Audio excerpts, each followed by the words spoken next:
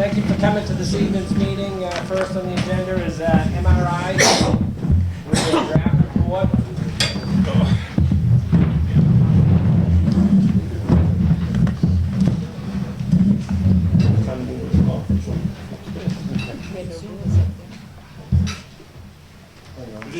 How you doing? I'm good.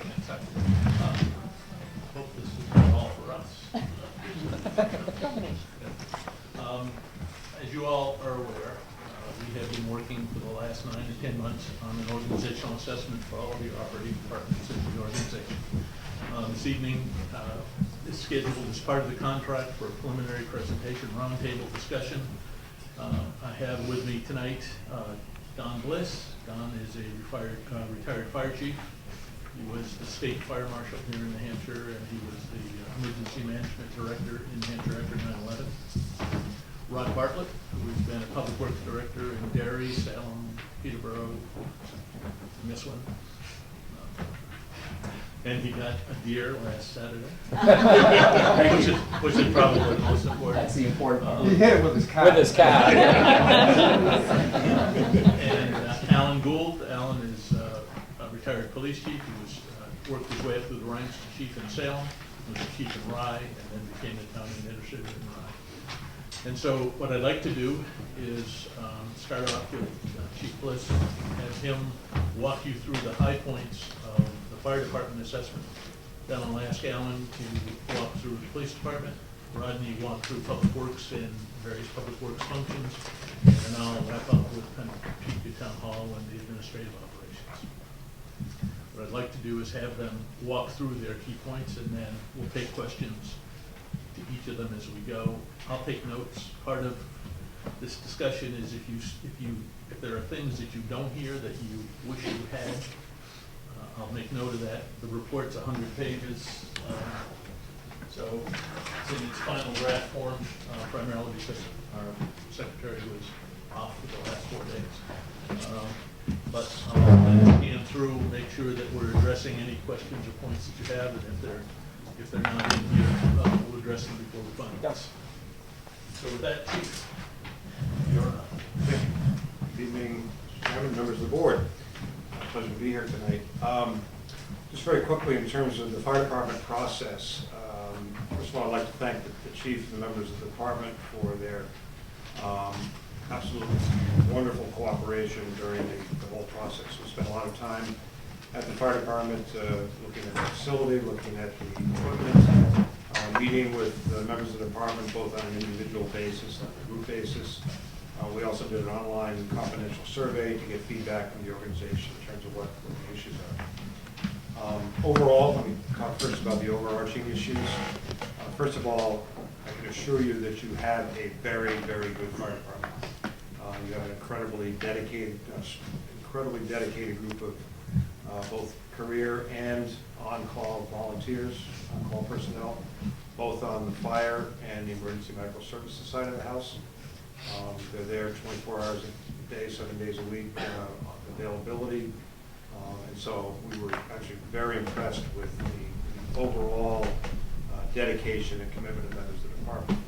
So any of the issues that we're going to talk about, we believe are very manageable, very fixable, and we didn't find anything that's going on with the Wakefield Fire Department that's not unusual for fire departments in communities of similar size that have a combination of career and part-time people. Same kinds of issues that other communities are struggling with. So don't think that the things that we uncovered here, that we identified here as issues that should be attended to, are something that is unusual or horrible or something that was not expected to be found. In terms of overarching issues, three major points. First and foremost is the need to look at long-term retention and recruitment of your volunteer force or your on-call force. That's really the backbone of the organization. As you all know, a number of years ago, you did start hiring some full-time people to primarily cover ambulance service during the daytime. We were not anywhere near the point of needing to look to increasing that coverage to a round-the-clock situation. But if you're not able to continue to recruit volunteers from the community, to sustain the organization, you will be looking at that. And so if there's any recommendation that comes out of this, is to put as much effort as you can town-wide into making sure that you're able to maintain that on-call capability with your fire department. And we recommend that there's a number of ways to do that that we get into detail in the report, not the least of which is a suggestion to establish a more formal junior firefighting force, for example, a fire explorer post such as is in place in Wallingford. We are actually recruiting young people, high school age. It provides a number of different things. It gives them an opportunity to learn some really important life skills. They get mentored by adults, and invariably you end up recruiting young people when they get old enough to join the call force, to go on the fire department. They're also good candidates for also the full-time force. So I think that's, if there's any priority in our report, that's where we would focus on. The second overall issue has to do with the oversight and supervision of the department. We've had some lengthy discussions with the chief and his staff about ways to improve communications within the organization, leadership styles, motivating the younger generation membership of the department, delegating more responsibilities to the full-time staff, to the officer staff, doing some restructuring of the command staff so that those responsibilities are clear and delineated, and making sure that there is accountability on a day-to-day basis to make sure certain tasks are completed. And then the third thing is, and this is a very, very common thing when you have a combination of full-time and career force, is improving the relationship between the full-time folks and the on-call folks. One of the ways of doing that is to make sure that the full-time folks understand that they have a primary responsibility of really supporting the call force through training, through mentoring, through the activities that they do to make sure that the fire department, the fire station continues to be the kind of place that volunteers and on-call people want to be there, want to continue to participate in the organization.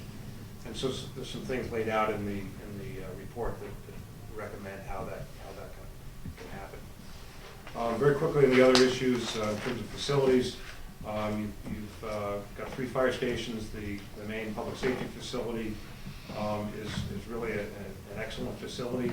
There are some space issues, and I think Alan is going to talk about that a little more with the police department. Basically, there needs to be some ongoing discussion between the fire department and the police department about the future use of that building, how to take advantage of the second floor space, how to provide more space for the police operations, and just a little more efficient use of that. Strictly from a fire safety standpoint, and given that that is your main facility for public safety, we strongly recommend that you consider funding a automatic fire sprinkler system for that building to protect it long term, because the loss of that building would really be catastrophic to the community. There are federal funds available through the Assistance to Firefighters Grant Program, which you should explore. That might be an opportunity to do that. I know a number of communities have actually done that. Somersworth sprinkled their fire station that with grant. And the other issue around fire stations is, again, this goes back to the call force issue. You have 2 outlying substations. The difficulty there is you only have 1 or 2 people that live in proximity to those stations, which makes availability to staff apparatus to respond to calls extremely limited based on the availability of those people. So, again, the importance of beefing up that call force, particularly in remote parts of the town. If you're not able to do that, then you really need to consider perhaps mothballing that facility and reduce the amount of apparatus. In terms of apparatus, one of the important things we concur with the fire department's current plan to replace both an engine and the oldest tanker with 1 new piece of equipment, 1 new tanker. So actually you're going to be reducing your fleet size, but improving the effectiveness of it. And we're also suggesting that you shorten your ambulance replacement cycle to 5 years, so that every 5 years you're buying a new ambulance, because those are the vehicles that are getting the usage, the EMS calls, of course, are the most frequent, the biggest work for the fire department. And we're also looked at the situation with an area liner, and we don't think it's necessary for the town to acquire one, at least for the foreseeable future. We've recommended that the department establish a committee internally to revise and update their standard operating procedures and policies. That's pretty much, other than the final issue that we looked at, again, an overarching issue with the whole issue of attitudes and morale in the organization. And we think that that is improving. There's a number of steps that can continue to be done, like monthly staff meetings with the officers, regular meetings with career staff to establish and review performance goals, positive reinforcement of behavior and performance, particularly with the on-call folks, and making sure that the chain of command works both ways, both the people bring issues to the attention of the officers and vice versa, the communications go back down through it. But we found the organization members to be very, very receptive to our discussions, our suggestions, our recommendations. I don't think we held any punches in our discussions, and we thought that and they reciprocated as well, and I think they're well on their way to addressing many of the issues that are important. Awesome. You guys have any questions? I guess one question I'd have, there's been a controversy with the Union Fire Station being able to man it, and it's mostly as a storage facility from what I understand. But the size of the equipment these days and the amount of the dry hydrants and everything, do we really need to focus on expanding personnel in those areas, or do we have enough equipment to cover that area? Well, the issue of this town in particular is response times. You've got, it takes a long time to get from one end of the community to the other. That's the advantage of having 3 fire stations if you are able to staff them. And you can get around you don't have to have all the stations having huge apparatus bays and so forth, because you can either dedicate smaller equipment or have it designed in a way that it'll fit those stations for the foreseeable future. I think we're in good shape there. It is going to be something you need to think about, particularly in that facility, because it is so old. Do residents in that area receive an insurance reduction rate for that station being there? I don't know, because I'd have to look at what the most recent ISO report has said. Yeah. But because you don't have a municipal water system, right away you've got huge deficiencies in your fire insurance rating. Yeah. It's not going to affect residential insurance rates very much. It's really going to more impact large commercial structures than it would be residential. There may be a little bit. By not much, it's probably not noticed. Yeah, that's something we always consider when we look at the facility. The portion, believe it or not, the portion of your home insurance policy that you're paying for fire insurance is actually a very, very small part of that policy. So, Do you have a ratio of population or structures versus manpower in a department that you'd like to see met? there's some national guidelines out there, but they're all over the planet.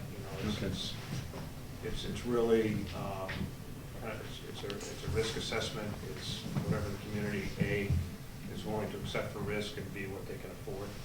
I think you're in a position to really continue to focus on keeping your overall fire department costs down by staying with an on-call capability. And you could never afford to I don't believe, to staff all of your fire stations with full-time people and have enough people to provide an effective firefighting force.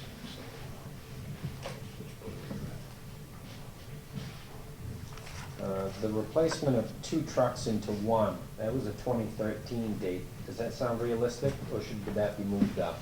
I think that's 2013, we're almost there, so next year. we're there. Yeah. You guys got any more questions? All right, we go on to the next one. I think that's me. Good evening, thank you. Much as Dawn had mentioned, I spent several days on site with the police department. Interviewed all of the employees there, part-timers, civilian staff, and they also participated in an online internal survey.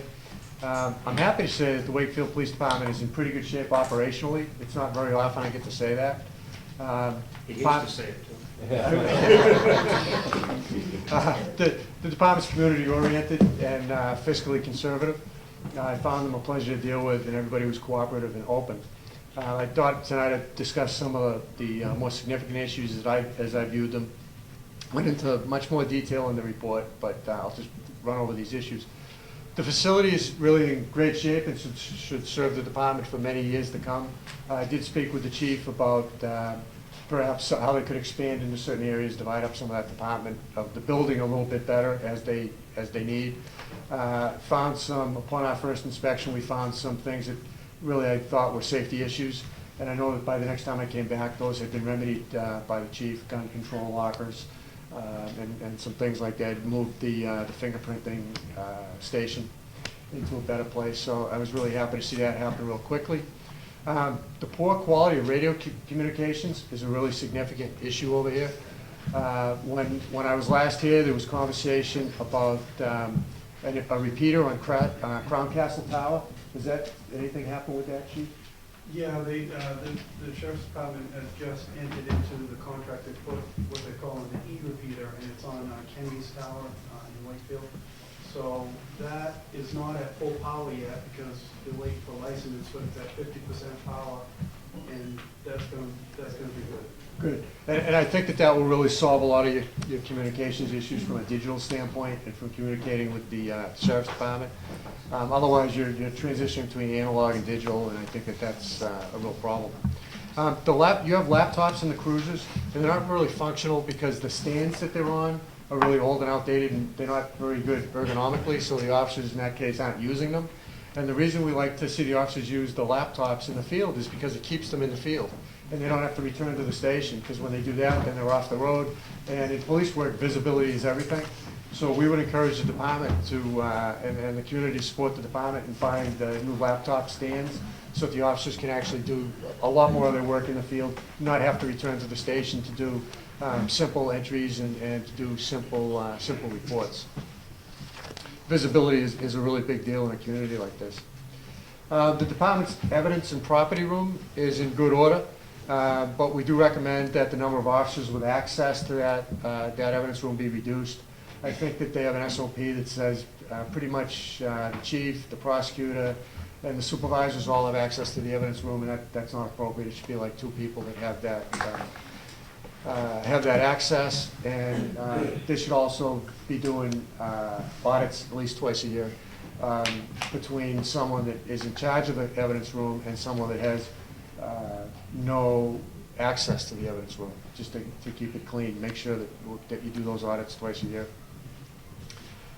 We think that strong consideration should be given to transferring all of the dispatch duties over to the sheriff's department. Currently, you have a dispatcher / administrative person in there that handles some of the dispatching 40 hours a week.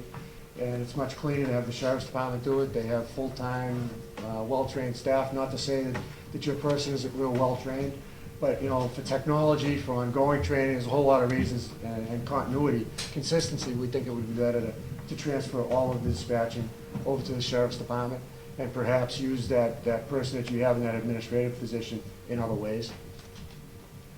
Let's see. Staffing, I'd say that you're right on the cusp at this point. I think that the department's doing really well at fully utilizing the staff that they have. You don't have a detective position, and in a community of this size, I think that that's probably the right way to go. Because you don't have a detective, the officers all kind of carry their own caseload, which is good because the person that comes to your house to take the burglary report or the theft report is probably going to be the person that follows up with that case all along. We kind of like that. And it makes the officers more than just report takers. It turns them into investigators, and everybody gets a little bit of practice investigating things. So we think that's a really good idea. Some of the officers feel pretty much overburdened. They have a lot of follow-up because if you're doing those investigations, it requires a lot of time off the road. Ideally, I'd like to see probably one more patrol officer position added. And when I did that, I would probably promote another person to the rank of sergeant. You have 2 sergeants right now. One is a full-time prosecutor, and the other is full-time patrol. And along with patrol, there's all these other ancillary auxiliary duties. So his time on the street is very limited, and I get a feeling that he is stretched really, really thin. So I would promote somebody from within to rank of sergeant and fill at the bottom with another patrol officer to add one more person to the department. And I think that that would give everybody a little bit more breathing room, better follow-up maybe on some of the case reports and the investigations. So that would be my preliminary recommendation on staffing. Generally, the department's policies, SOPs, standard operating procedures, are in pretty good order, but we do recommend that they be reviewed, updated on a regular basis. There should actually be a policy that says that they'll be reviewed on a particular schedule, with your high-frequency, high-risk policies being reviewed and updated on at least an annual basis, and then the rest follow into a schedule. There's a little bit of inconsistency, but generally, they're in pretty good shape. And if they just get reviewed very, periodically and updated, that would be a really good thing. We also think that there needs to be the use of an acknowledgement and receipt form, so that when a policy is implemented or changed or updated, that every officer signs off on that not only they received it, but that they understand it and they had an opportunity to ask questions, or that they were trained in it, and that should become a part of that permanent file. Took a pretty quick look at compensation, and from what I was able to determine from data that's online, you're probably paying your police people in the bottom third of the market for this type of community, which can cause other issues for you as far as tenure and retention and whatnot. Not that wages is the whole thing with retention, but it is a part of it. So a little further consideration there maybe. Morale appears to be relatively low, and my suggestion there would be maybe better communication from the chief down and from the bottom back up to the chief. I think that could be improved, and could also see an improvement in morale, maybe with a little more inclusive management style and less of a feeling of micromanagement. And I think that would go a long way to improving some relationships over there. Department seems to excel at community engagement. There are a number of community programs that they run, and I know that the police department I think that there's a standing order that they'll appear at public meetings and be available for the first 15 minutes of a public meeting. We don't see that in a lot of places, and that seemed like a really good thing. I think as long as it doesn't cut into the officers' availability and visibility on the road, I think that that's a good thing. And I really feel that the department probably excels at that whole community engagement piece, given that they're as busy as they are. So those are pretty much, those are the bigger things we found. And I think if the town and the department kind of takes this report as a roadmap and starts to check off some of the priorities and some of the recommendations, that you'll be pretty well served to move forward. Any questions? I was just going to say, I think if you look at the chief's budget, he's taken what you said to task. He's already requesting a lot of what you mentioned, Yeah. and so I think they're on the right step. Good. I thought the chief was really receptive, and I really appreciate that. We're not all that well received in some places. What would you mentioned in your report? What do you mean on that, King? In your report, you had mentioned in the reception area, it's rather large, and Yes. somebody could linger there beyond hours. Do you recommend a door? I know you would recommend keeping the doors more closely locked or keeping an eye on those, but the bathroom doors and stuff. Yes. As you walk into the lobby, you could go straight ahead and walk down. The kitchen is on your right-hand side, and then you've got the big room in the back. And so that area is not locked. So somebody could get into any of that area back there. Once they're back there, they could kind of hide or once they kind of sneak through, so to speak, they're not going to walk by the receptionist again. So that kind of bothers me. And I think that the trend now is to have relatively small lobbies in police facilities, because you really don't want people hanging around there. And you really don't want to see them be able to get back into that. I mean, think about the kitchen area with the utensils and the knives and that stuff, and they're in a public safety building, and that could just be a problem. Which also leads me to, you had mentioned garden or rakes and stuff in the bay areas, the cruiser bay areas. Should we put a shed out behind there for them? And Absolutely. I'm getting a nod, yes. So we hate to see that, because when you take a prisoner out of a cruiser, if there's a rake there or a shovel or something else, that becomes a weapon. So we like to see that place really clean.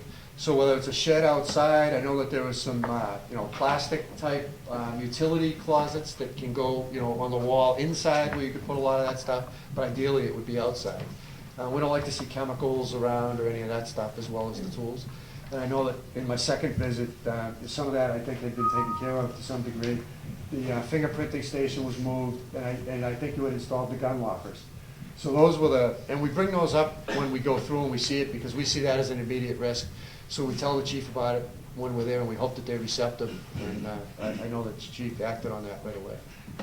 No, I don't think that the chief brings in any high-risk inmates to the station. I think that goes directly to the sheriff's department of the Carroll County to be processed, so. Well, I would tell you though that potentially everybody's high risk. So the person that you take off the street, the person that you take off the street and seems to be calm and not violent at all, well, they can twist. You know, and 26 years I was in the business, and certainly I had that shit happen to me. Sometimes it might have been something that they ingested that's only now starting to take, you know, they're feeling the reaction of it. Or maybe sitting in the cruiser handcuffed, these things, emotions start to build up, and all of a sudden when you get them out at the station. I've also seen situations where somebody might be taken into custody that would appear to be low risk, and you're taking them in for this low risk item, but it turns out that maybe they've done something really bad and you just don't know about it yet, or there's a warrant for them that you don't know about. So now all of a sudden, and they could be a violent offender, but you have no way to know that at the time. You get them out of the station, all of a sudden they think, now they're gonna find out who I really am or what I've really done. Well, that process isn't done before they load them into the car, or, I mean, they must know who they are before they put them into custody. No, Why they- would you be in custody if you didn't know what you're arresting Yeah, them but for? you could arrest somebody for DWI, and most DWIs are not violent, but you could find out that they're a registered sex offender that there's a warrant for, or that they had just done some heinous crime at home or someplace else, or they could be coming from Rochester or someplace where they committed a crime, and that hasn't caught up with them yet. So, just those kinds of things. So it's not a high frequency issue, but it's a high risk issue, having those things in the Sally Port. So that's really what you have to worry about: high risk, high frequency, and then high risk, low frequency, and that's where priority should be. Did the electronic locks get put on the evidence room? The time controlled? We put on the evidence door, we have an electronic keypad, and it records the officer has a code Yep. that registers that you download. The only other set of keys to that thing are within my office, which is a keypad, but it's not electronic. It would be nice, and depending on where we go with, you know, what we do or don't do with the building, it would be nice to have a swipe unit, so it's more controllable. Yeah. You know. It was also noted that a security camera would be advised for the evidence room area, if I'm not mistaken. The whole building, probably. Well, he specifically said the evidence room area, I think, in your report here, if I'm not mistaken. Yeah, and I can't remember if I wrote that or not. Certainly, that's usually a recommendation, because now you can also not only see who goes in and out, because one person could, not that this would happen, one person can sign in or punch in, and then two people could go in, and then there's no recording of what happens in there. Somebody can record that they were in there and what they took out or what they did, but without the camera, it's hard to, ever prove that or validate that. The personnel, do they seem well outfitted with protective equipment and what have you? They did. I thought they were pretty well outfitted. The cruisers were pretty well outfitted. I was impressed with the uniforms that they use. They use a lot of departments are going to a full BDU uniform. It's kind of that military fatigue type thing.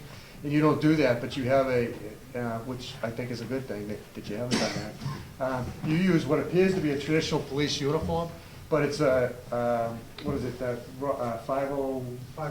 511 system, so it's more utilitarian, but it looks like a regular police uniform. So your police officers look like police officers, and I like that. But it's not the traditional police uniform that was much more subject to wear. So I think that they're outfitted pretty well. Any more questions? Next. It's nice to meet everyone again. Surely we can echo the things that have been said already with cooperation from the department, the employees. Everyone was very open, helpful, answered all the questions. One thing that really stood out during all the interviews was the desire of the employees to do a good job for Wakefield. And I think the town is fortunate to have a group of employees like that. As we went through the facilities, I'll go follow the outline here. The wastewater, sewer facilities, septic facilities, and their RIMS unit or their infiltration basins seems to work well. They're relatively easy to maintain, therefore low cost. I think the key there is really looking to your future and making sure that your master plan helps guide what you look at for that system for the future. The septic facility is relatively underused at this point, but clearly it's an asset that helps not only your residents, but residents from the nearby area. But making sure that you mirror that utility to what your master plan calls for any sewer extensions, and that the capacity there is a key to making sure that they both work well. The employee down there was well organized, his reports were complete, his correspondence with DES were all in place. It was run very nicely. Solid waste facility, one thing that I always look for in any solid waste facility, recycling facility, is that it's clean. Typically, if the employees are taking care of the appearance of the solid waste facility, the facility is run well. You have a clean facility, it's run well. It seemed like the residents that went through there understood what the process was and what waste went at what location. All the employees, again, were very dedicated to their work there. It was interesting that the solid waste employees do the maintenance on their own equipment, as the highway department employees do the maintenance on their equipment. I think as we go through the recommendations, you'll see that there's maybe some opportunity to coordinate that. The highway facility, which is essentially across the road from your solid waste facility, the employees, again, answered every question, very open. One of the things that stood out was the group of employees are older employees. Clearly, with the retirement of the former road agent, retirement of a couple other employees, there's a real opportunity for the town to take a look at what the future of the highway department should be, how you replace employees, what qualities you look for, how you mirror them with your programs on the streets, the equipment that you purchase. And I think as you look at the highway department's future, it really lends you to the point of looking, how do you coordinate highway, solid waste, and your wastewater division into a single effort under a single supervisor. Again, simply going back to your equipment maintenance, the facilities are across the street from each other. Why not have a single mechanic with a single preventative maintenance program, track all that equipment, and have the ability to use it as needed in the event that there's a downtime at highway where the loader at the recycling facility can be used. That coordination certainly will improve your level of service, your communication with the employees, and the ability to, with a preventive maintenance program, keep your equipment up, keep its resale value up, help it last longer. One of the things that, with this time of year, of particular attention in the highway department is a snow plan. We had recommended that you put in place, at a minimum, a standard snow plan. There's a number of drafts that you can get from the UNHG Square program up their website, so that you have in hand a policy that says that you plow snow at this level, you continue on the road until the roads are drivable, that you do your parking lots at a certain time, you sand or salt at a certain time. And at least if there's ever an issue out there relative to an accident, you have a plan that you've established, you've adopted, and that your highway department follows. And that really reduces your liability in the event of any unfortunate circumstances during the winter. The other activity that was talked about relative to winter was the access to the sand salt piles, particularly the sand pile of your residents, and I believe some contractors. The primary issue there is safety. Your employee that's running the front end loader, loading your trucks, it's this visibility around those machines and during a storm or after a storm is difficult. Having people who are not familiar how that equipment works, how trucks get loaded, walking around the area is a dangerous situation. Looking at relocating that public access to your sand pile, either to out front or possibly even coordinating it with your solid waste facility, would be, I think, a very appropriate thing to do, and really reduce some of the safety issues that were there. On your fleet, there was some discussion about a capital reserve fund and a fleet replacement program. That's always a good idea. And you have an opportunity every year during your budget process and your town meeting process to update that plan, look at where you're going. It's a plan that's a working document. You don't simply put the replacement of the truck in 2015 and expect to replace it in 2015. The wear and tear, unknown things may force that to 2014, and you need to update your plans. But it's good to have that there, so every time you go through a budget process, you talk about your fleet, how it's managed, how it's taken care of, and how you adjust your capital reserve funds for the future. And some of the pieces of equipment, as in the fire department, are very expensive. And with a capital reserve fund, it does allow you to buffer that impact from year to year.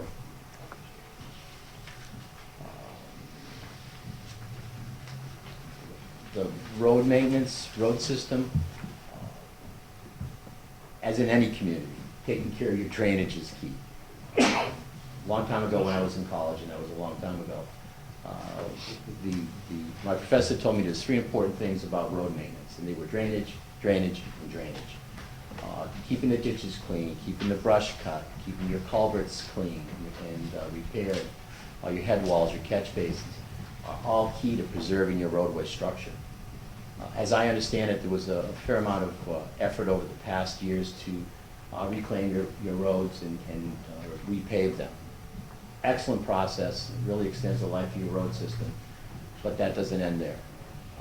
Crack sealing, chip sealing, surface seals, all help to extend that investment for years and provides a better riding surface.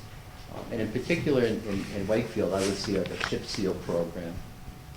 That gives you more life per dollar than any other treatment on your road system. Provides a new system every 5 to 6 years. Provides a rough surface as you would expect. Reduces the need for salt on the roads. Increases your time to get out there and remove the snow because you have better traction on your road surfaces. So the overall recommendation for your public works functions, and to some extent they act as a public works department today because they do all interact relative to some snow removal, some maintenance efforts, cleaning of the septic facilities, is to look at them as a public works department. And as you do that, I think you also have to consider your water system in town. It's a public utility. It's in either your road or the state's roads. It services your residents. To be able to coordinate the future of that system with the future of your sewer collection system, your drainage system, and your road system will certainly make your expenditure and your infrastructure more efficient. And to do that through a single focal point, be it a public works supervisor or whatever title the individual has, will certainly allow that coordination and efficiency to grow. Any questions? Just say that I think we're on the right track. Just brought on a couple new people down at the highway department that fit the description that you're talking about. So, Great. So Excellent. are you not recommending that we privatize any of this? I think the term privatization is much different than subcontracting some of your services. I think Wakefield provides a very high level of service for the community. I think that there is a need from time to time to augment what you do with private contractors. Your water system is in essence a privatized water system. I'm not recommending that you privatize the highway department, the solid waste facility, or any aspects of that. I really do think that in a community this size, that your residents want to talk to your employees when they pick up the phone or they see them on the street. But I do recognize that you can't always staff your departments to meet all your needs, and that you may need from time to time to bring in contractors to accomplish whether it's road work, snow removal, or any other aspect of infrastructure maintenance. A bigger opportunity down the road may well be sharing services, facilities, and equipment with other municipalities. Is that the cost of some of the specialized equipment is pretty steep grade ridges. And really in all of your operating departments, but particularly in public works. That's something I think the other thing that I think is important that we stress is the importance of taking a long-term perspective in terms of what's going to happen with the water system. The water system is a separate district at the moment, but it's your collective liability. It's under your streets, and if there's a catastrophic failure, you're going to be in deep trouble. And so the system, in our view, needs to be documented. You need to understand what's there, and there kind of needs to be a central focus, at least, if the community is not going to take it under the whole. We're seeing a fair number of examples around the state now. We're working with the village district up in Hampton, where the liability issues in terms of the responsibility for maintenance and control just kind of exceed the ability of kind of that small group, because it's really a mini town. It's a town within a town. And so at some point you really need to have a serious conversation about where does that wind up in 5 or 7 years and develop a plan. I would argue that the best thing that could happen is to consolidate it with the town and make it part of your public works operation. One of the concerns I had reading the report was you had problems with our highway department building. There seemed to have been some safety issues you were concerned about. Could you elaborate on those for us? Because that building isn't that old, but you made it sound like we should almost bulldoze it into the ground and start over again. Well, I wouldn't recommend bulldozing it into the ground. One of the issues that occurs in every highway department is that the buildings get cluttered. Even when we sat and did the interviews, some of the guys sat on the edge of a plow. There was a couple chairs here and there, but the floor area is cluttered. When you try to put all your equipment inside, particularly in the winter months, so that it's easier to get it up and ready to go in a storm, the building gets full. It creates trip hazards, slip and falls, head injuries, all those type of things. So the building itself may be fine, but how it gets managed. So it wasn't structural, it was organizational, that Right. was the issue. Okay. Well, And you're also trying that to is heat it very with wood. typical. You're also trying to heat it with wood. Yep. Which is, What's wrong with that? it doesn't make a lot of sense to be paying folks to split wood when they should be up maintaining your roads. Well, the idea behind it, just for the idea behind that whole thing was, there's plenty of free wood being picked up along the roads when they're doing cleanup. Not every day in the past has been filled with, you are busy maintaining trucks or whatever every time. We've heard different, to fill time, that was put in the process. We figured why not get the wood source ready for the winter, got free fuel, and, but it wasn't supposed to be done if something else more important was to be done. And neither was the wood supposed to be bought to supplement the oil. When I remember this being laid out, it was, if you ran out of wood, the oil clicks on. You don't go down on the weekend to keep stoking the stove. You just let the wood burn out, oil clicks on, then on Monday you go back in, you stoke the stove. It wasn't supposed to be a full-time job. That was my understanding. But in this case, it's because there's water running outside, and if that doesn't stay hot. The oil would kick on when the thermostat gets down, when the heat from the wood furnace goes off, the oil furnace would click on.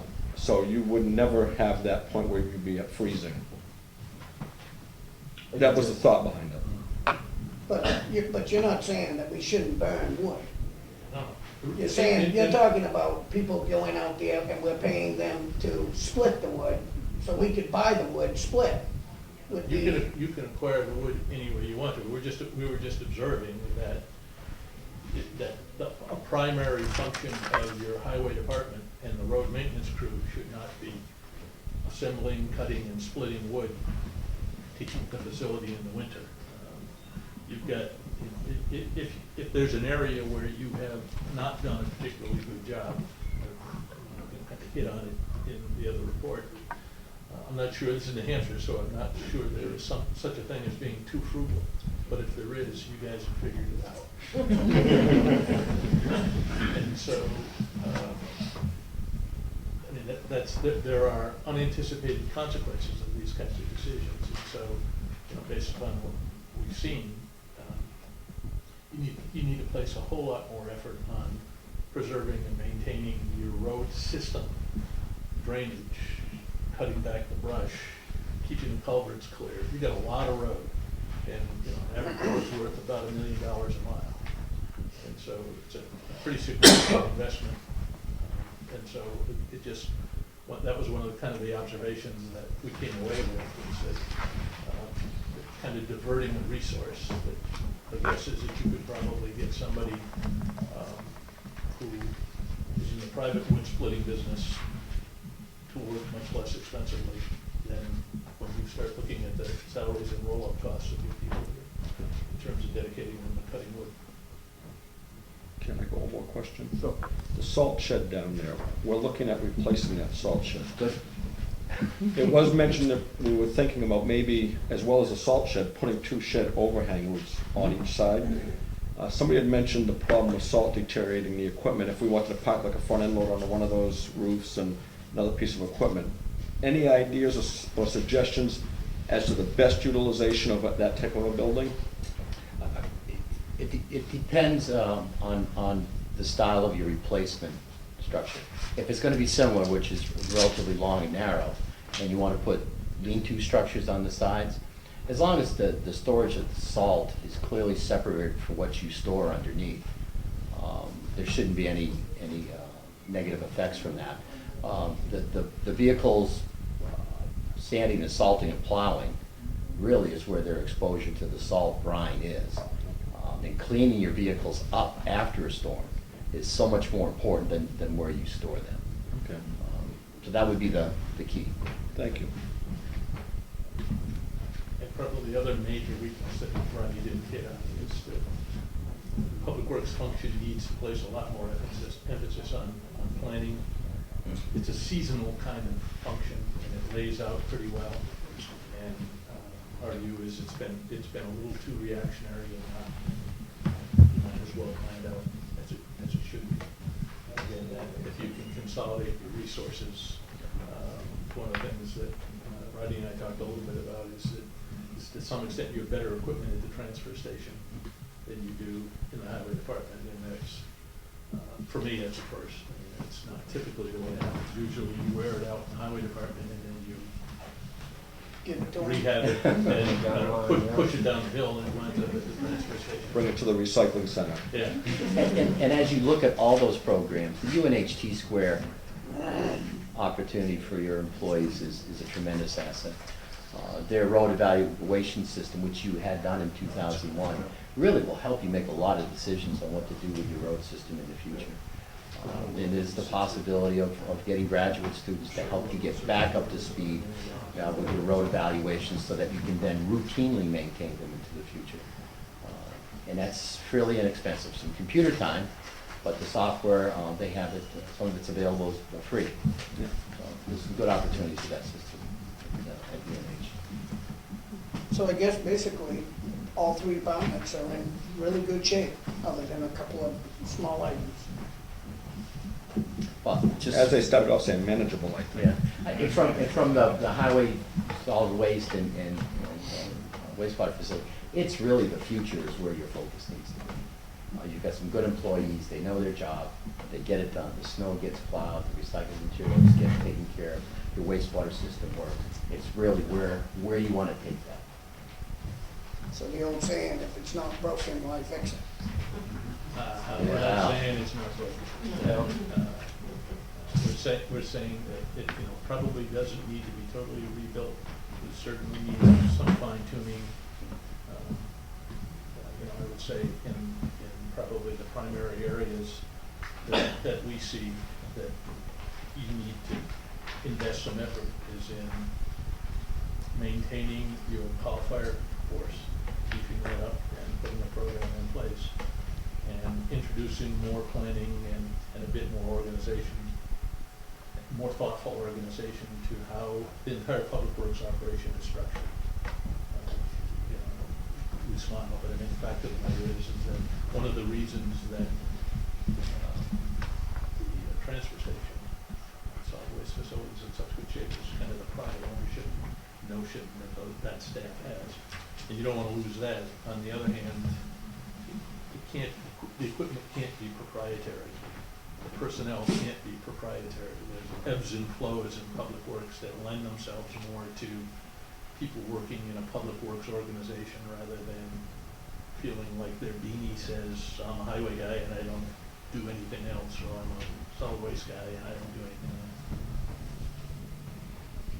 Do you feel that the highway department has enough to do down there as for taking on other things, such as we're looking into some maybe buses, the school buses in the school system?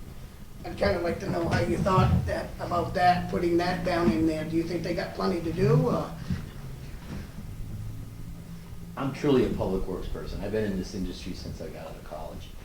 I've been a public works director since I was 26 years old, a number of different communities. I have never been responsible for buses. I think that finding the proper mechanics and the maintenance, preventive maintenance efforts for school buses and the children that they carry is so much different than taking care of a pickup truck or a dump truck.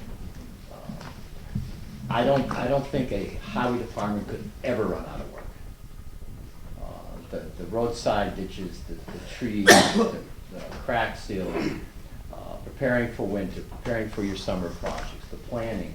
I think that for your group of individuals is more than a full-time job. I'd like to just take that back to the fact that when you say our individuals, you are working with a group of 3, which is now a group of 5, and we have just hired on a new person who is a mechanic who was in charge of a fleet of 100 vehicles and 60 people, from what I understand. And right now what we're doing is allowing that individual to get settled in down there. And what we'd like to try to introduce is maintaining, maybe just for oil changes and tire changes on the police cruisers and stuff, and just letting that person work in and then try to say, are you comfortable moving forward? And we've already been to the Wolfboro School District's bus repair center, and the software and stuff necessary. First of all, one of the things that was brought up was most of these buses that we have are under warranty until the day we trade them over. So all we'll basically be doing is tire changes, oil changes, and light bulbs, which right now costs us about $75,000 a year, outsourcing it. We feel we could get a bigger bang for our buck if we had a mechanic down there, since we now have the buses parked right on site. If there was a light bulb that needed to be changed, instead of spending $175 to have somebody come out and do it, we could have a guy walk out of that shop and screw in a light bulb.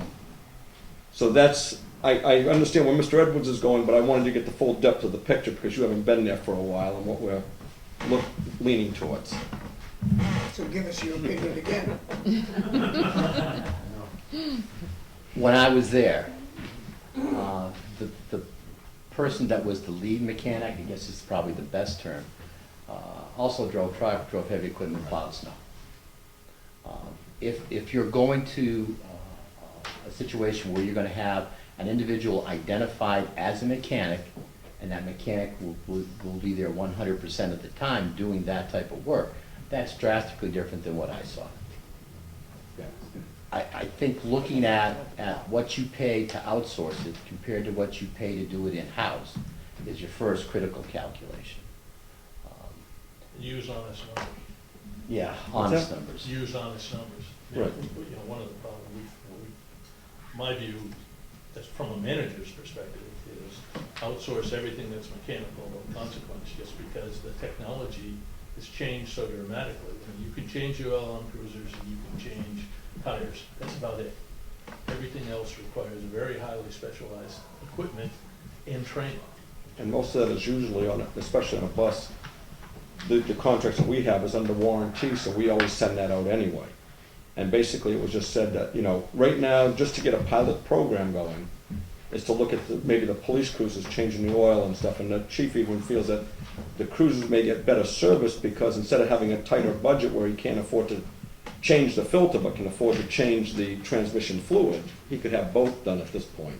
And that's pretty typical for police departments, having public works do the routine service. Mhm. We did make a recommendation in the report that you consider the The 100,000-mile warranty on Yeah, a I police saw that, car. yes, Yeah, yeah. I mean, I would never buy a police car without having that. But to have the oil change and have the routine stuff done at Public Works, that's pretty common, and I would say that I would definitely recommend that. Any questions? You're up. Thank you. I will say that we essentially did the same thing. We surveyed everybody. I interviewed everyone in the operation. From an overview, I said it earlier, part of our report contains some comparative information. And your whole government is pretty impressive in terms of what you get done with so few people and so few dollars. And so I want to start there. I mean, you've got a very healthy organization. Predominantly, any problems you have are problems you've made for yourselves. There's really not a whole lot wrong. Again, I would encourage you to think about being a little less frugal. And I know that probably goes against a lot of grains, but frankly, some things you're doing on the cheap to the extent that it may wind up costing you more money in the long run, especially your roads, and you are simply not paying enough attention to what needs to happen with those. And those are big ticket items, and we've got probably $70 million worth of infrastructure out there. And once it goes bad, it will go bad quickly. Our view here, Town Hall runs very efficiently. We didn't find much to criticize. Some observations in terms of the finance office. We think that you need to relocate it. Finance should not be in the middle of the bullpen. Finance needs to be in an area with a door, so the door can be closed for focus time. Beyond that, here your finance person serves as business administrator, or business administrator, HR benefits administrator. And oftentimes she'll have access to either information in a conversation or paperwork that's covered by HIPAA. And that stuff should not, there's liability issues associated with that stuff being out in the middle of a work area. Beyond that, the efficiency, I mean, there's all kinds of studies that show finance people need long periods where they can focus without being interrupted by the phone or without being interrupted by overhearing other people's conversations. So we think you should focus on that. Town clerk, tax collectors functions both seem to be functioning very well. As you're aware, both of those positions are elected positions here. The statute provides you with alternative approaches, and we think that you should look down the road at the possibility of inviting town meeting to approve an appointed tax collector. The clerk is, at the moment at least, town clerks have to be elected. There's no option under the law. From a tax collector's perspective, if you adopt the town manager form of government, the manager can be the tax collector. The town can elect to have an elected combined clerk collector, and the town can elect to have an appointed by the selectman tax collector. And in our view, the appointed position is best. That way you can appoint the clerk. This exists in a lot of communities where you appoint the town clerk who is elected to be the tax collector. However, if the relationship unravels, in my view at least, one of the reasons that we get a lot of work from tax collectors' offices where we have an elected collector, a board of selectmen, a town manager, a town administrator, and the collector is either incompetent or uncooperative. The town clerk, we find similar in town clerk's operations, except the town clerk really doesn't impact municipal operations. It's largely registrations, and so if they follow up or they screw things up, which is a deal with the Secretary of State or with motor vehicles, when the tax collection function doesn't function, you're all in big trouble because that's your primary source of revenue. There are all kinds of small idiosyncrasies associated with collecting, cleaning properties, issuing tax deeds, when actions and notifications need to take. There's a ton of detail associated with that. Time sensitive. And right now, there doesn't appear to be any reason to do it, which in my mind is the best time, when you're not in a crisis and when you're not worried about it. And so I know, I think this is the town you tried changing a few years ago. Was there an effort to change? 2 years ago. 2 years ago? Okay. But again, it's in our report, and I would recommend that you evaluate that, and you look at that. Your assessing operation. You're one of the few communities that we run into that has an elected board of assessors. Again, that seems to be working very well. The statute requires that the people in that office be competent. They don't offer any definition of competence. And so if competence is defined as being able to sit up, take nourishment, and be a resident of your town, you're all set. But again, tax assessing tends to be filled with a bunch of issues and concerns.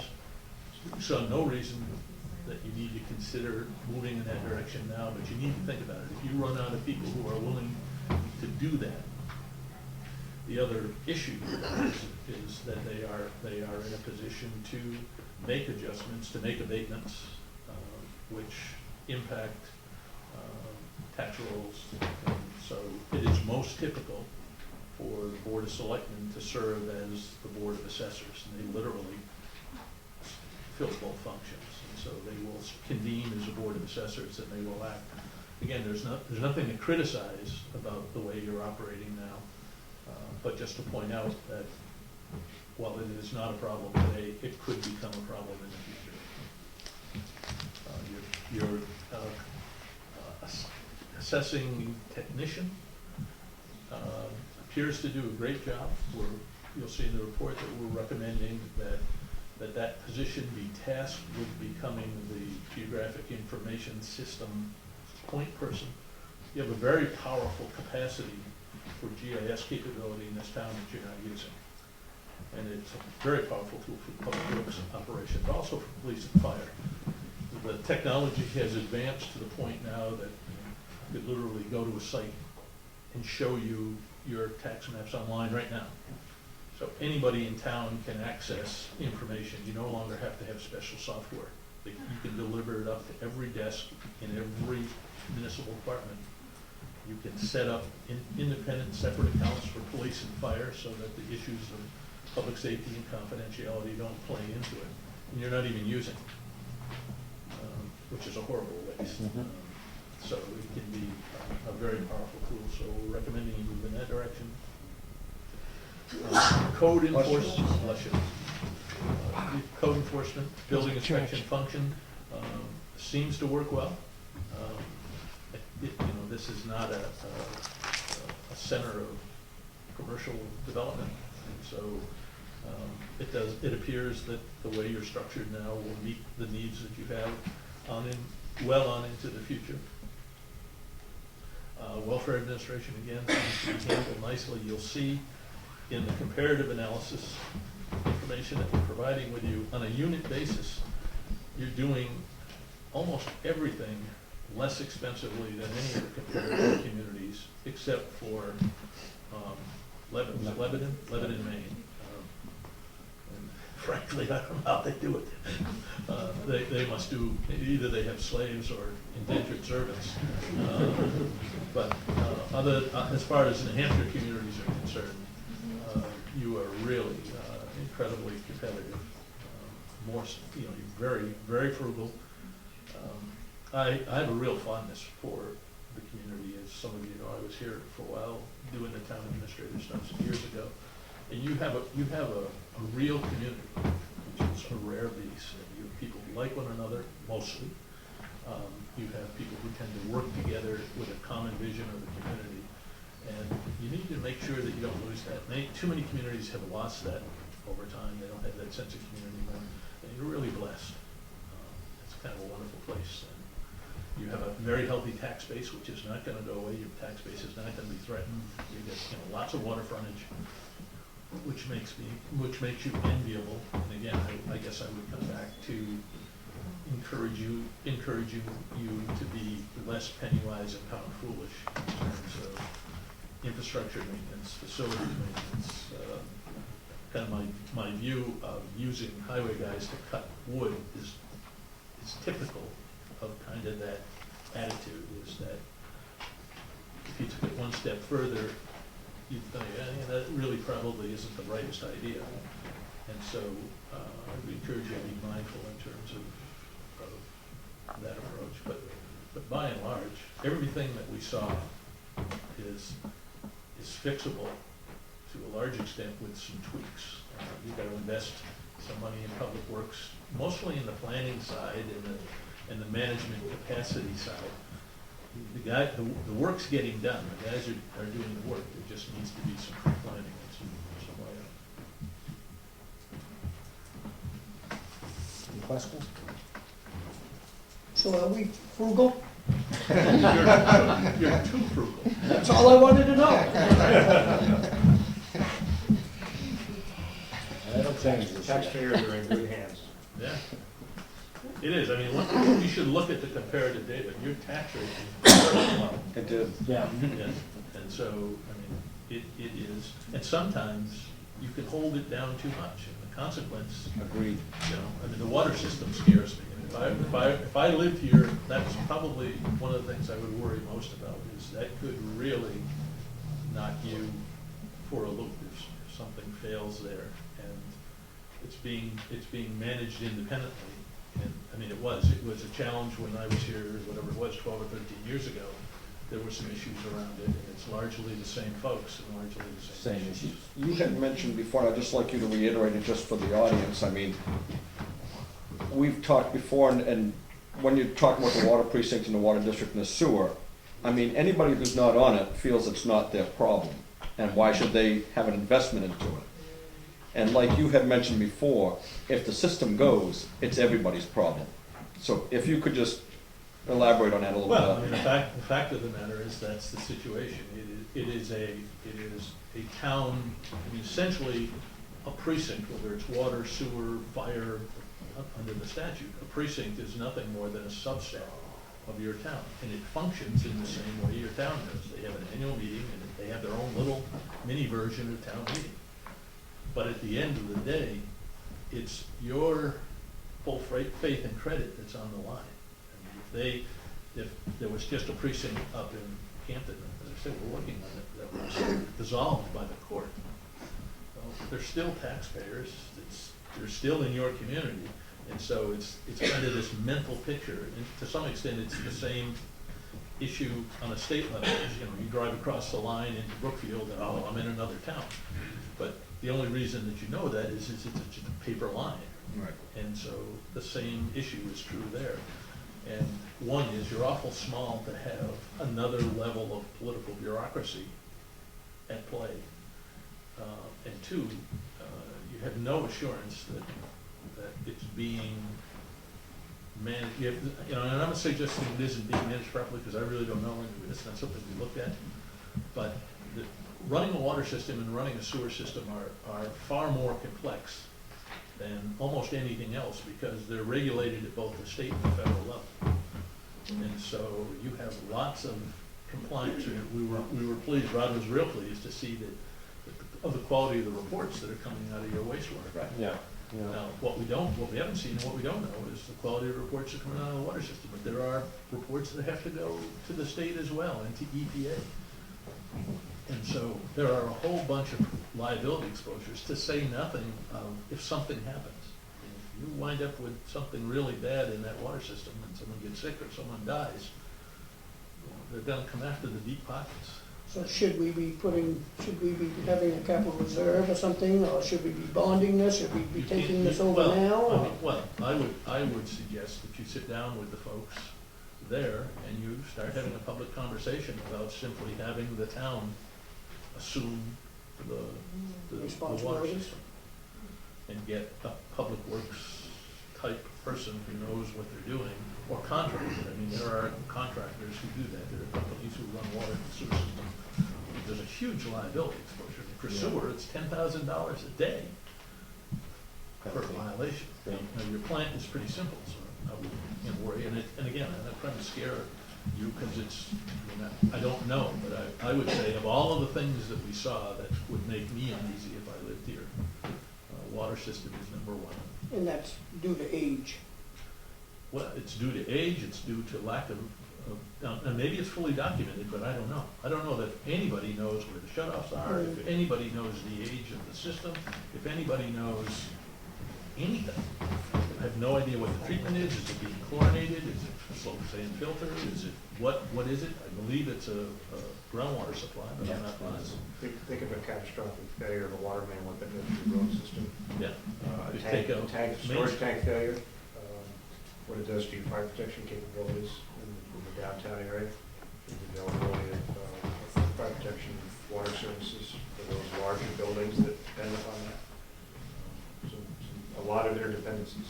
Well, if it's run independently, I mean, how do we as a town? They would have to want to give the authority over, Well, easily. well, you can petition the court. Yeah. However, I would suggest that you engage, Further to discussion. some extent, bear in mind that the people in that precinct are the people at your town meeting. I mean, it's, you know, you've met the enemy, and the enemy is us. It's us. And so, from my perspective, it would seem to me the smart way would be to simply convene, or go to their annual meeting, whatever they have it, but convene the people who are on the system and have a conversation. If I was on the water system, I'd feel a whole lot better knowing that there's some management structure and capacity to support you, as opposed to, we're gonna wind up with with $1 million bill, and we're gonna try and spread it over 200 water customers. Well, there's already been a little conversation going on about, that type of, what you're talking about. There's, different situations and stuff, so. When you think of the pipes, I didn't think about the tank as far as replacement too. There's a lot, So Tanks and pumps again, and wells. in terms of priorities, I would say that's from a long-term perspective, that's priority number one. Dealing with public works in terms of building, planning, and management capacity for down the road, and anticipating creating some sort of a replacement, rebuilding reserve. You have, as an example, you have the software, and you have a report, what was it, 5 years old, 7 years old, the report you saw from T-Square? I was older than that, 10 years? But so we did, years ago, we did document the road, but it hasn't been kept up. Yeah. And so, but you need to know that, and you need to know where your cross culverts are, so you're not losing roads. You need to know that they're on some sort of a maintenance cycle. And so those two things really, and water's, in my mind, kind of part of public works. If you have a challenge that you really need to focus your energy on, it's that for the next few years. Well, that's been one of the other things too, is trying to get the water precinct and the highway department in sync with one another, because oftentimes you'll see a section of road dug up to replace a pipe not long after new pavement was put down, which tends to upset the taxpayers. And so now we're just trying to get, I think it's just a matter of communication, a lot of it, and it's getting that communication going again and rolling, so. It's a planning function too, in terms of Exactly. capital, both capital budgets have to mesh, so that when you get to a road project, they're already prepared to do the water main at the same time. Our road agent has been in conversation, I think, or is going to be in conversation with the water precinct and talking about forward road plans for the next 5 to 10 years, I think we've discussed. They could also hold you up because they could fail to fund their capital, Yeah. their share Oh, of yeah. capital funding. Yep. You're still doing the roads and then you're tearing them up with the same, so it's all more than just communication. Yeah, a lot of it is, I mean, again, that's where the GIS system comes in. If they have it documented, get it into the system so that you can look and see. And the more, the problem with the water system and sewer systems, you can't see it. It's all 6 or 8 feet below the ground, and somebody says, I remember we put that in 10, maybe 20 years. Well, it was a long time ago. 1938. Yeah. And so, the other big thing is the shut-offs. Does somebody know where they are? Do you have any experience with the fact that where there are two different organizations, in theory, and one doesn't have the budget to replace their pipes, if supposing the town wanted to do a stretch of road and went to the water precinct and said, you know, in 2 years we want to do that road, do you think you'll be ready? 2 years comes up and the water precinct doesn't have the money. Can the town automatically go in there and say, we're gonna buy the pipes at the minute, you can pay us back, or can? Automatically, very little in life is automatic. There are vehicles for you to do that. You could assess, you could do a betterment assessment. But there's a process. Okay. And every process has an appeal component. So the three of you could sit here and decide this is a great idea, town meeting could support that and appropriate the money, but they are still a political subset of your town, and so there's an appeal process. They could bring an action to forestall that from happening. Okay, so it's difficult at best, or could be. Could be difficult. Life's difficult, so to some extent, you're gonna have to deal with that. Awesome, you guys, any more questions? Very All good. right, well, we got the 120-page draft today. Yes, Bill? And you have to read every single word. We This will. is a quiz. What you can do is, I'm going to leave that preliminary draft with you. Again, the contract provides that there are areas that you want us to drill deeper in, within reason. Mhm. We'll do that. So what I would suggest you do is share it with department heads, and then just, I'll give you a week or 10 days, tell me what you need. Let's go after Thanksgiving. Yep. And just, if everybody can get their input to Teresa, and then she just send me, could you clarify this, or could you clarify that? Then I'll finalize it and send it on. Sounds good. Okay? All right. Thank you. Thank you very much. Thank you. Thanks for coming in. Thank you. See you all. Take a quick couple of minute break, and we'll switch from MRI to public hearing.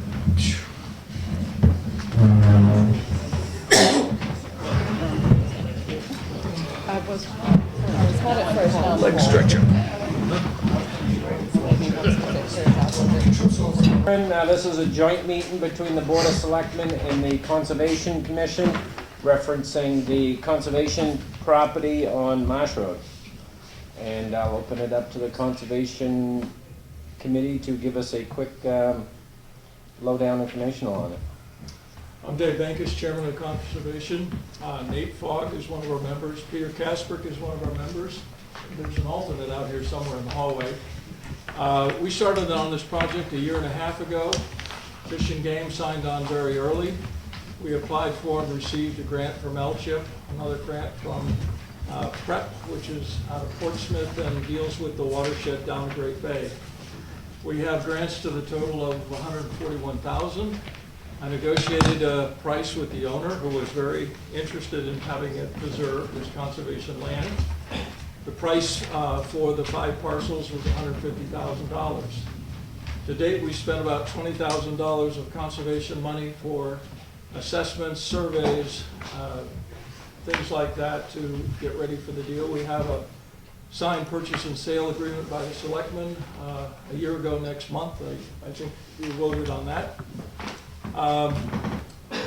So it is a beautiful piece of parcel.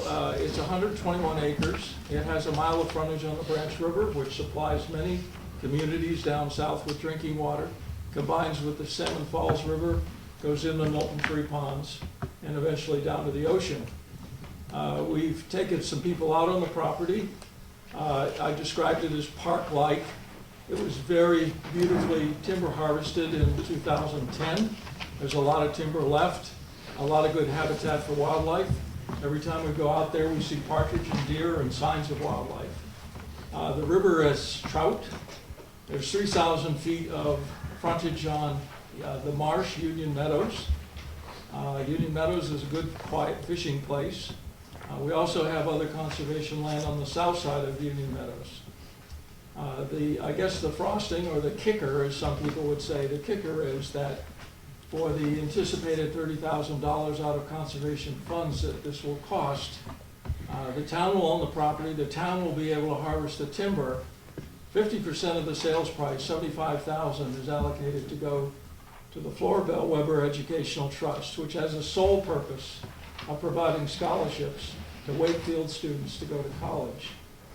We've calculated just kind of offhand that this amount of money would basically represent something like maybe 60 years of timber growth and harvest, which is the only way it has been funded recently. So it's going to give a great boost to that trust fund. And many people in the community, I think children of people in this room have received those grants for college.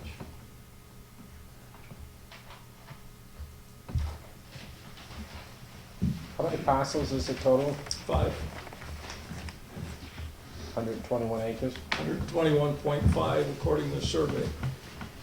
The tax card showed it as slightly different. And of course, that went back to historic times. One of the deeds actually, if you go back far enough, refers to acreage that is now underwater, out in the marsh.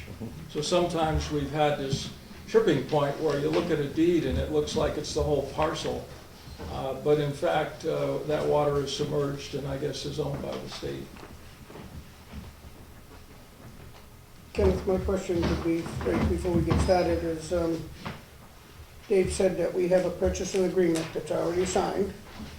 Are we, by law, binded by that purchasing agreement? As good as the piece of paper is written on. So then, if that's the case, then why are we here? This is the first of the public hearing moving forward to purchase the property. There'll be 2 public hearings with a final vote in the December meeting. But that's what I'm saying, is if there's a purchasing agreement and there's no avenue out of the purchasing agreement, then why are we bothering to hold these people in here that may not or may want this to go through? Well, it's their opportunity to speak. We've got to have something to start with the purchase and sales agreement to move forward, that they were actually willing to sell it for that number, and we were actually able to allocate and come up with the additional funding through fishing game, L-chip, all the other sources available for it, so chicken in the egg. If I could answer that, I had to negotiate and get an agreed price from the seller to come to the selectmen, because we couldn't offer it unless we knew that we had an agreement at a price that we could manage. We couldn't come in and talk about it, realistically, if it was going to be raising tax funds for $200,000, $250,000. So we had to have an agreement we could define in dollars. Also, the seller has held that property off the market for almost 1.5 years now, so we've been given time to line up these grants and things like that. I know, but my question hasn't been answered. My question is are we binded by the purchasing agreement to fulfill the agreement completely? I'll give you a non-lawyer's answer, I'm familiar with it. If you do not go through with the contract, the same as any other contract, like buying a car or something like that, once you've made a commitment, there could be penalties involved. The whole deal would fall through, but this buyer has held the property off the market for 1.5 years. She would have a legal cause to come back, and she could say, well, I could have sold it for more back then, or, citing some economic downfall. She could say, we've denied her some money that she could have had from some other source. Many advertised meetings were held prior to the purchase and sales agreement being sold and other agreements. The public had plenty of opportunity to come forward and express their dismay with what was going on. And if it was a valid argument, the Board of Selectmen could have and would have taken it into consideration. But I think if you look at this from my perspective at least, half of that money is going to an educational trust which benefits the children of this community. And it already does benefit the children of this community. That whole entire land parcel is a water source for this community and other communities. The fact that you would be creating that open space, which is what the Conservation Commission started off when I joined 13 or 14 years ago, whatever it's been. We started about trying to look at parcels down in that area to get contiguous parcels. Because you could create a wildlife corridor, but if you don't tell the wildlife they're supposed to follow that corridor, it doesn't make a damn bit of difference. So the idea wasn't to have a wildlife corridor like we're going to play this game that the wildlife are actually going to agree with us. It was to try and find an area of Wakefield where there were large contiguous parcels that maybe someday over the course of time we could interwove them together and have a nice area. And that Meadows is no better place. You've got wildlife, you've got recreation, you've got water, and you've got education for our children. I'm not That's a doubting, no-brainer. I'm not doubting it, but my question is, why wasn't, We why have to wasn't have the legal town? standing to go with the survey and all this other stuff. I know, but why Without wasn't the standing, we legal couldn't- counsel given an out for the people that may That's not want it? behind the scenes now. Those are months and months old. We've moved past that. Those are meetings that they could have showed up to, and that would have been discussed at that time. And there was some discussion going on at that time.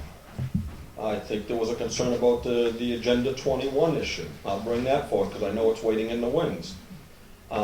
It's a UN agreement that, you know, Ed's more familiar with. He's running the camera back there. I'm not as familiar, I'll be the first to admit. But I'm not gonna spend my whole life hiding behind curtains worrying that somebody's peeking in and gonna steal it. React. We are living for today. We're trying to get a piece of land that'll last for future Generations and benefit this community, and I think that's an ideal piece. So that's why I know what you're saying.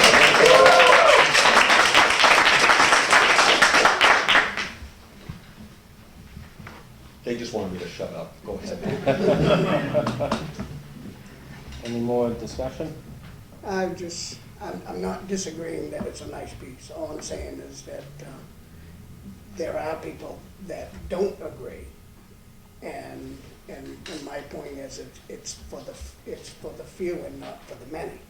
And I've made that clear. I'm not saying that it's a bad idea to preserve land for the reasons that you're saying. All I'm saying is that we don't have no let's just say hypothetically that the Fish and Game Department comes in tomorrow after we've purchased this and decides that there's an African moss growing out there that just decides that nobody can use it. Now that happens because I've seen it happen on Sandy Pond. It could happen in your backyard. Yeah, that's I what agree. You know, if a bald eagle puts a nest in your backyard, good luck. So my point is it's already preserved, correct? No. It isn't. No. It's private property. It's current use. Private property, be anything, But it's houses, still whatever. it's still under protective resource No, it could easily have been sold off and developed. You know, into what? several lots House probably. House lots. There is some edge down by the river that is in the flood zone, but it's really not a lot of it. And probably one of the lots upstream may be non-buildable, but it's all good contiguous land to tie into the other stuff, is my opinion. And we're very fortunate that Floribel Weber and Grace Falker and Virginia Harding have had the mindset that they're more concerned about the environment than the money. And, I mean, that's a blessing. And we're able to benefit from that through this purchase, so, you know. Any more questions before we open it to the public? All right, we'll open it for public comments. Please state your name when I call on you, and if you haven't signed in, please sign in to the sign-in sheet going around. Pam, you were anxiously first. Well, first, I'd like to speak as the chairman of, PM Judge, chairman of the Wakefield Heritage Commission.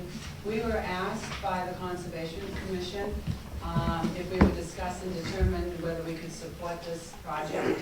And we recently held a meeting. It was unanimously decided that the Wakefield Heritage Commission was totally in support of the purchase, the acquisition of this property as it's proposed. A couple things. There is a historic mill site on the property. It was part of the 18 sites that were done in the archaeological survey that we received $20,500 from the Department of the Interior 2 years ago for. So one of the sites is there. It also has a historic impact on the river, then into the meadow, and on downstream to many of the historic things that have occurred and even are occurring now in rehabilitation and restoration in Union. So for that reason, I think that is why in a full vote, it was unanimously supported, and the selectmen each have a copy of our letter to that effect. Also, since that, now I'd like to speak personally. Since that meeting, several of us who were on the commission who were somewhat familiar with the property, most of us, but not in total, actually took a tour and went down and walked on the property. I don't know how many people who are here actually have done that, either who are in support or who are not in support. But what I have, it is an absolutely beautiful piece of property. As you know, I've been in business in real estate brokerage in this town for nearly 39 years, and I have never seen a parcel as attractive as this. It is beautiful. I do not believe that it can be used only by a few. There is a mile of river frontage. We could have fishing derbies. The children can use the river. It is, as it's been mentioned, a park-like situation, as we've seen as we walk down through there and rode down through. People of any age can use the property. They can bike, they can hike. A young child could go. It would be easy to navigate the land. Even an elderly person, you know, even much, much older than I am, could actually get around down there. It's just a fantastic piece of property, and I think it's a benefit to many, many townspeople, and only a few. I understand no motorized vehicles could be there because it's to be a wildlife refuge, and it's the noise. It's not anything but that seems to be an issue. So I believe that it truly is for the benefit of the community. Say nothing about all the positives with money for education, but I'm sure if those of you have not seen it, you could have an opportunity to go down there today in Orange, but it's an absolutely remarkable piece of property, and it would be wonderful to conserve it for the whole community. Is it gated? Right now, So it keeps out who? motorized vehicles is my understanding. The gate was open, and we actually, Dave Mankus took 5 or 6 of us down there from the Heritage Commission the other day, because we wanted to know exactly what we were supporting. So how would you get a boat to it? We'll have to look at other areas in terms of launching a boat. You can carry a kayak or canoe down from March Road, but driving too far in the property might encourage dumping. The general plan with conservation land would be to make a small parking lot visible from the road and put telephone poles or something so that people can walk in. But you want to keep, cars and trucks visible. We did have an incident on our other property where someone drove in, they were out of sight, nobody could see what they were doing, they unloaded some vinyl siding scraps, and one of our conservation members found it, picked it up, took it to the proper disposal. So the idea of driving in for recreation, you're only allowed to take like a bicycle or walking, canoe, kayak. You could take a snowmobile in winter, but you can limit the access so people don't go in. We don't want contractors' pickup trucks going in there. Next question, Mr. Fulton. Arthur Fulton. There's three things that I have to ask. The boat launch, okay? There's nobody that has access to that metal, other than the guy that lives on the other side of the railroad track, and he's got a nice boat out there. The boat launch at the private owner, the private property? Yeah. He's got access to the water, but nobody else can put a boat out there. Yeah.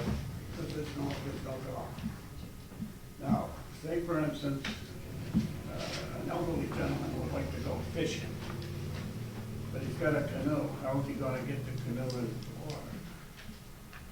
All right, so that aspect of the thing I disagree with, and I think that we should, if we're gonna do something, we should put at least docks in there, or a couple of docks, so somebody can launch a boat and go out there fishing and have the same privilege that guy has across the railroad track, okay? Number two, it says in the paper, Mr. Mangus put in the paper that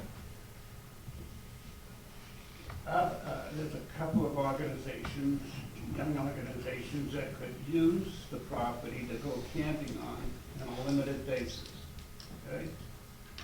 Now, I'm not against that, but I think where it says, an organization, what organization were you talking about there? the They- Boy Scouts.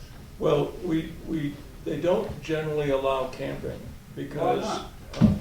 well, it's normal for Fish and Game conservation land not to allow camping because noise and humans and all that infringes on the wildlife.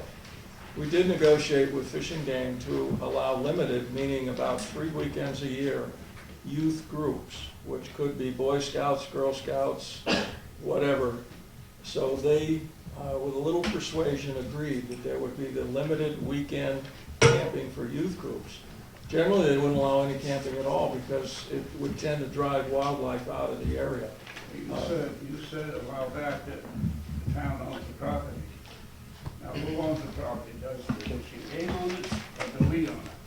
If we own it, we ought to be able to make decisions as to whether we want to camp down there all summer long, or whether we want to camp a week or 5 weeks. You see, what Your answer for Dave? to me is that I don't mind buying the place. That's not what I'm against. I think it's probably a good investment for the town. But when you say Fish and Game is gonna control it, I don't think this is what we should do. If we're going to have something, we should control it so all people, everybody, whether they're 50 years old or 10 years old or can get out and use it. Arthur, I'd like to address you on this one, or Mr. Fulton, I'd like to address you on this one. First of all, we're only putting up $30,000. You say. No, wait, I'm saying, wait a minute, just let me finish. Fish and Game is putting up $185,000. So theoretically, if you look at the numbers, they do own it. Because they are buying it. They are buying the easement. We own the property, they are buying an easement. I think Keith might be able to explain it better. Where are they getting $185,000? Huh? Where are they getting $185,000? 85,000. All right, 85. 85,000. That's from, I'll let Keith handle that. He knows the schematics of it. I'm Keith Fletcher. I'm the Director of Land Conservation for Moose Mountain Regional Greenways. We've been involved in this project since the beginning and have been working with David on this. So I can give you a little bit of history if that's helpful. The project started off, when we first looked at this, we considered, first of all, I got on the property and I walked down that property. And you get off of this big esker, it's almost, you think it's a man-made berm, but it's not, it's a natural feature. And you're astonished at the view. You look down and the water's running by you, rushing by you from the Branch River. And it goes on like that for thousands of feet. It is a stunning property. I've walked a lot of property around here.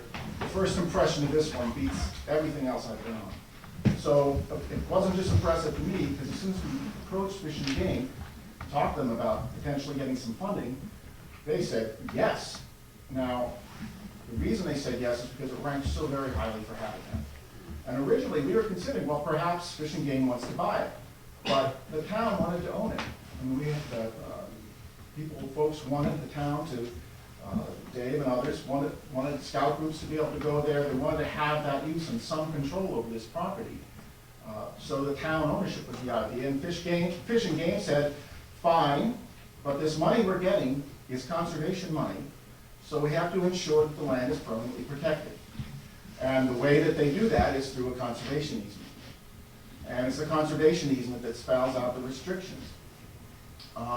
I read the easement, refreshed myself with it just before the meeting, and it's a pretty typical Fish and Game easement. They did make some accommodations.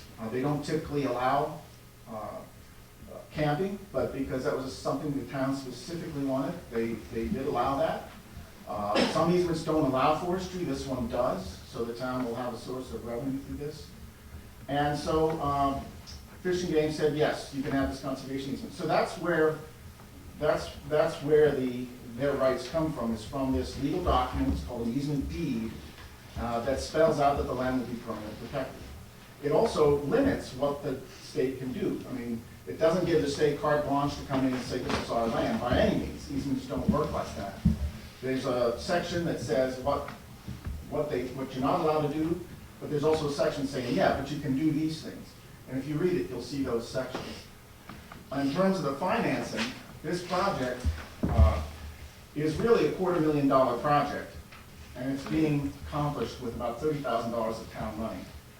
And All the other money comes from the landowner who really wants to see this land conserved, being willing to sell it at a lower price than she could probably get if she pushed it out onto the open market. And it comes, $85,000 is coming from the Fish and Game Department, $50,000 is coming from LCHIP, so there's $135,000 of money that's coming from the state. And then $4,000 from the feds via PrEP.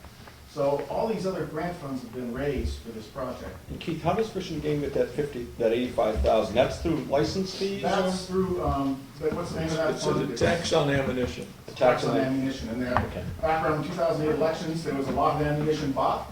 And, So it's not tax money, Arthur, so to speak, is where I was going with that. It's And money the town earned. funds have already been raised. So that's the source. You're saying it's not tax money. It's, All right, the grant money is our money. I don't care how you look at it, whatever grants you get. We pay federal tax and we pay state tax and we pay, so it's still coming out of our bloody pocket. The only Agreed. thing that I have is, my only gripe is to open the land up so that, you know, put some walkways so a senior citizen could down with a cane or crutches or whatever and walk through there, see the birds and the deers and all of this. Put in a few docks for people to put in their canoe or go fishing out there, okay? The other thing is camping for the younger generation. The use of the school over here, need someplace to go in the summer, go camp out for a week or whatever, put up a few buildings off the river there somewhere, and so that they can go and go to a summer camp and have a, you know, I can see that, and I can see the people here, they want that land, yes, they do. They don't think, they think that, this is, all of the cherries. Well, it ain't a bowl of cherries, because the Fish and Game Club, no matter, Fish and Game Department, is gonna control the land. There's no question about that. It's gonna tell you what you can do, what you can't do, what you're already doing. You can go down there and camp out, with an organization limited. Well, if it's gonna be hours, let's make it hours. If it's not gonna be hours, then let's get out of it. Have you been down to the property, Arthur? Huh? Have you been down to the I property? rented that property when I was a young person. It's probably 20 years since I've been out there, and I remember big We already roads and got, paths. we already got land down there, haven't we? Don't we have some land down there? Further south down, yeah. On the other side, right? 128 acres. Same size, just further south. What have we done with that? Conservation. Conservation. Now, you come off in 16 to go onto that, right? You can come off of Harmony Drive into Harmony Extension. How come we haven't put both docks down there so that somebody has access? Well, if you look back at the minutes when we did that, take a look back at the minutes, because one of the things, when we talked about doing that Meadows project, because I can tell you, I was on that, it was specific that we did not want motorboats going down there. We were going to devise a path that was gonna be 6 feet wide. There was already a logging road going down towards the water, and we talked to the easement holder about creating I think a 2 or a 5 acre swath down to the water. It's gonna be like 200 feet wide, an area that we could have for parking or trails, going down to the waterfront. No motorized boats. It was going to be a path where you could take one of these little dollies and walk your canoe down, or walk a rowboat down. We've got at least 7 lakes in this town. Most of them have motorized boats. Wouldn't it be a novelty to just have one that the wildlife could have without a motor running across it? That's my thought. I mean, you've got that area down there, it's mostly, it's not that deep, Arthur. I mean, I know Mr. Ratta has a pontoon boat down there, and God bless him, he bought the right piece of property for himself to enjoy solitude. That's his private. That's his private, and exactly, but why should we open up to motorized boats? We're trying to create an area for wildlife. You can fish that brook, you can walk down to that brook. I'd like to see you walk down and fish that brook from the backside of that meadow. I have. You have. When I set up the timber harvest, I was doing some fishing. Yeah. But I'm not saying, I'm simply saying it was set up, Arthur, that first project on the other side was set up to not have motorized boats, but to create a path for people to launch rowboats. Well, rowboats is fine. I don't care as long as we have a dock that put a canoe in or a rowboat. I don't care if you have a paddle boat in there, you flood it. But I'm saying open it up to all the people. I mean, you're opening up to a few people, and the community is more than a few. Like Dave said in his piece in the paper, you know, we can go down there, a few people will fish and a few people will hunt. Well, not everybody is hunters and fishermen. All right? And listen, it should be open up to all the people.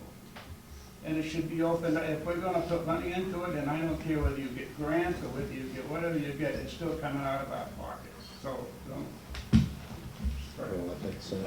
The conservation easement keeps it open to the public forever.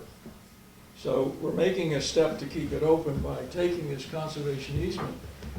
It could be posted tomorrow as private property. It could be bought by someone who wants a private hunting preserve and posted. So, but the whole point of the conservation easement is that it's open to the public. If somebody is physically unable to walk in 1.5 miles to the marsh,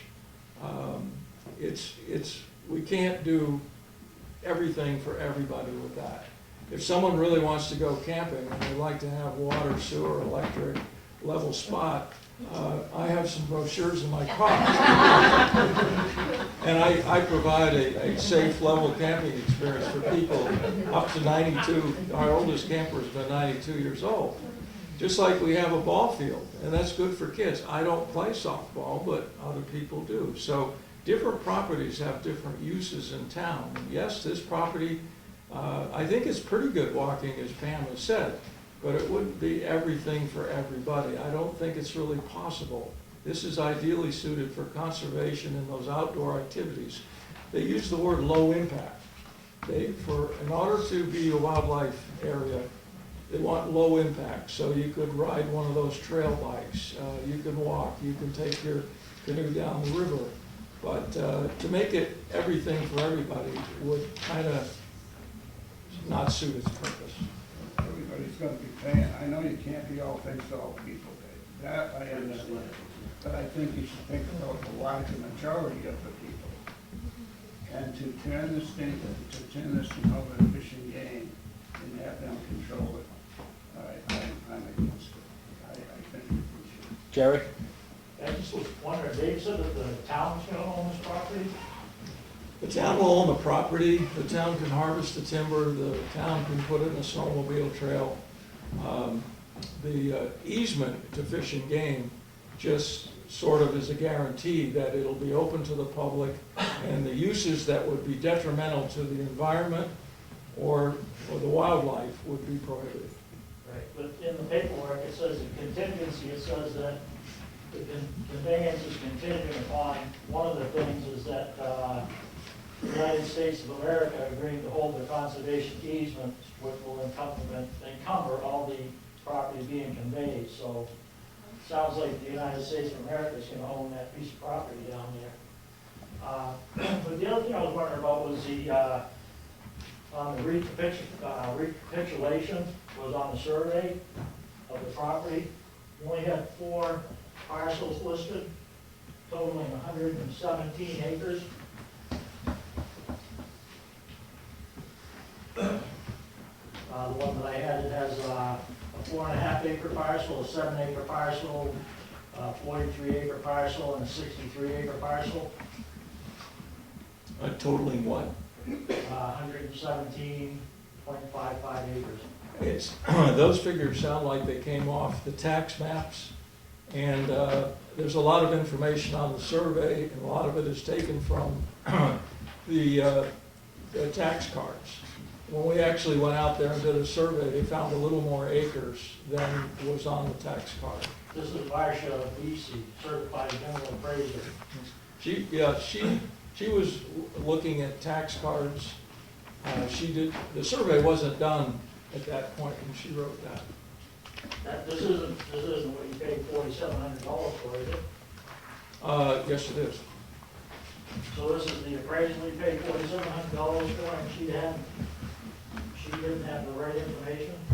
She had the best information available at the time, which was the tax cards. But she did that early in the spring. The survey wasn't done until late in the summer. The historic figures on land often vary from the accurate, to the millimeter surveys that you do today.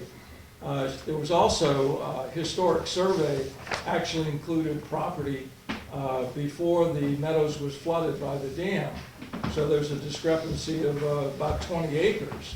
And I don't have any accurate historical information, but I imagine that they used that area for marsh hay. It was probably pretty valuable and counted in the acreage back before it was flooded. But of course now it's underwater, and I assume that belongs to the state now. So there's a lot of discrepancies when you look at older deeds. The survey we have now is accurate as they can do it by today's standards. That's what, that was $11,500? Yes. Okay, thanks. Another question. Back. My name's Dave Tinkham. I understand that this money's coming from the conservation fund, Correct. so it's not gonna cost the taxpayers anything? That money comes from current use properties, people that have their properties in current use, and when you take it out of current use as a penalty, that money's generated from that area there, so it does not come from taxed generated revenue. I understand that this is a conservation easement, meaning we're gonna conserve the property, so we're also watching out for the wildlife, so we can't turn it into a circus down there, and that doesn't mean everybody can go there when they wanna go there and do what they wanna do. It's gotta be restricted. The other comment I have is, how many pieces of conservation land does this town have where they're getting contributions to a scholarship? You people are turning this into rocket science when it's pretty simple. It's not costing us anything, we're preserving a quality piece of property, and we're getting money to educate our children. What else do you want? Have you walked the property? Have you walked the property? No, sir, I haven't. I've been on Union Meadows for years, but Yeah. I've never been on that particular piece. Yeah, there's a lot back in there. Tom, you got your hand up? I was just wondering your relevance to walking the property. Sorry, got here a little late. Where you? Just to know the land itself. As you know, you can easily buy a conservation easement for a piece of property that, maybe it's 200 acres, but you'd be lucky to build a house on it because it's ledge, it's this and that, and that's maybe not the parcel you want to preserve. You've got something flat, halfway decent soils, rolling hills. That's something more, I would think, that you'd want to be preserving for the potential of development. So, my point was, I have walked property quite a few times, and I know a lot of you guys know I am a builder and developer, and I think, two things is, it's not a great, site to be built on, as far as any kind of development. And the people that own it now want to preserve it. And that's what they want. They want it to go into conservation so it can never be built on. And that's what this allows us to do. And I think us as the Conservation Commission have worked very hard to get this and get it cost the town the least amount of money. And it's just, the people want us to conserve it. It makes sense, and even I think from a development standpoint, it makes sense. It's a great piece of property to conserve. Any more questions? Mr. Brown? I've walked the property, and it's a nice piece of property, and I'm all for conserving this piece of property, but it would be the same thing as if the federal government came to you and said, we're gonna give you $85,000, but in turn, we're gonna take control of your home and the land beneath your home. How many people would give up control of their home to the federal government for $85,000? What I say is, let's conserve the land for the people of the town. And it's only $150,000. Let's buy it for the town of Wakefield, and let's not buy it and then turn around and give control of it to the federal government. Because I haven't seen the federal government do too much good lately. The first part of your question you can answer sounds like a reverse mortgage. And people are doing that all over the place. They're selling their rights with a reverse mortgage all over the place. The second part is it's $135,000 that we're getting from LCHIP and Fish and Game. And I would agree, if it wasn't that much money, the town should just buy it and not have Fish and Game telling us what to do and how to do it, but it's $135,000 we're getting. We're conserving this parcel for $20,000-$30,000 tops. Right, but the total, the purchase price is $150. Correct. So why don't we just put up $150 ourselves and put it into conservation land for the town? And keep the Fish and Game and federal government out of it. Yeah, as we're looking at the budget season this year, with the proposed budget we have, we're 6.2% higher than last year, and we haven't even gotten to the warrant articles. We're looking at 10% higher than last year, not jumping in and throwing $135,000 extra dollars into this to offset that. It's offsetting the tax basis. The Conservation Commission is just a small board, but way back when this started, we sort of polled the Conservation Commission on whether we would be in favor of floating a warrant article for a large sum of money, like a couple $100,000 to buy conservation land. And I don't think anyone on the board was in favor of that concept at this time. And we worked really hard to sort of leverage this so that we could use a portion of the existing funds we have, and this leaves some funds for another project. We're already looking at 2 small pieces of river frontage, and they may be very cheap or even free, but they have to be surveyed and deeds and things like that in order to acquire them. So we'd like to have some money left to do future projects. I would just like to go on record that it's a terrific opportunity for the town of Wakefield. It is open to all people. It is not open for all activities, nor should it be. It's to conserve it for the wildlife, and that's a wonderful, beautiful, and rare opportunity. So I would definitely urge the selectmen to vote in favor of this, and my question is, when do you vote, and will it be tonight? No, we'll have one more public hearing on November 28th, and then we'll be voting in December. Okay. Jerry, you have your hand back up? I just had one question. I'm not sure if I get the right easement or not. Well, I have two, I guess. I was wondering, how often will the Boy Scouts be able to use that down there? I didn't see anything in the easement that spelled out camping or where the provision was that this fellow mentioned, Boy Scouts. Rich Cook from Fish and Game and I walked out there and identified 3 areas that he took GPS readings. And he wanted to have us 3 specific spots which could be used alternating. There would be no improvements, no changes. They could go in and camp, but when they leave, you're not supposed to tell that anyone was ever there. I think that the word came out, and it might take me a little long to find it, but I think the word was few. We were negotiating as 3 weekends a year to keep it limited, and I think maybe it came out as a few times a year, not specifically 3. But if we wanted to do some of these other things, we should probably just find another piece of land. We could do something in the future if we wanted to make public camping or something like that. But we have to keep a very, they use the word, a low impact public use. Don't we already, go ahead, I'm sorry, Gary. No, I understand that, but I'm just, when you come in and you say we're gonna get this land so the Boy Scouts and Cub Scouts and all the Girl Scouts can use it, and then, this is a good thing. If they can only use it twice a year, that puts a little bit of light on it. I was just wondering, in this easement here I was reading, that says in Exhibit B, it says, everybody's probably read this, but it says if the department loses control of the easement, the department, I guess, is the Fish and Wildlife Service, or the Department of Interior, I guess. And the Department of Interior is also one of the people that's in the Grand Tourist Party in the beginning. That's one of their assignees, one of their groups. But it says if they lose control of the easement, control must be fully restored to the department, or the property must be replaced within 3 years with a like easement of equal value at current market prices and equal benefits. Further, if the easement is used for activities that interfere with the accomplishment of the approved purpose, the violating activities shall cease, any resulting adverse effect shall be remedied.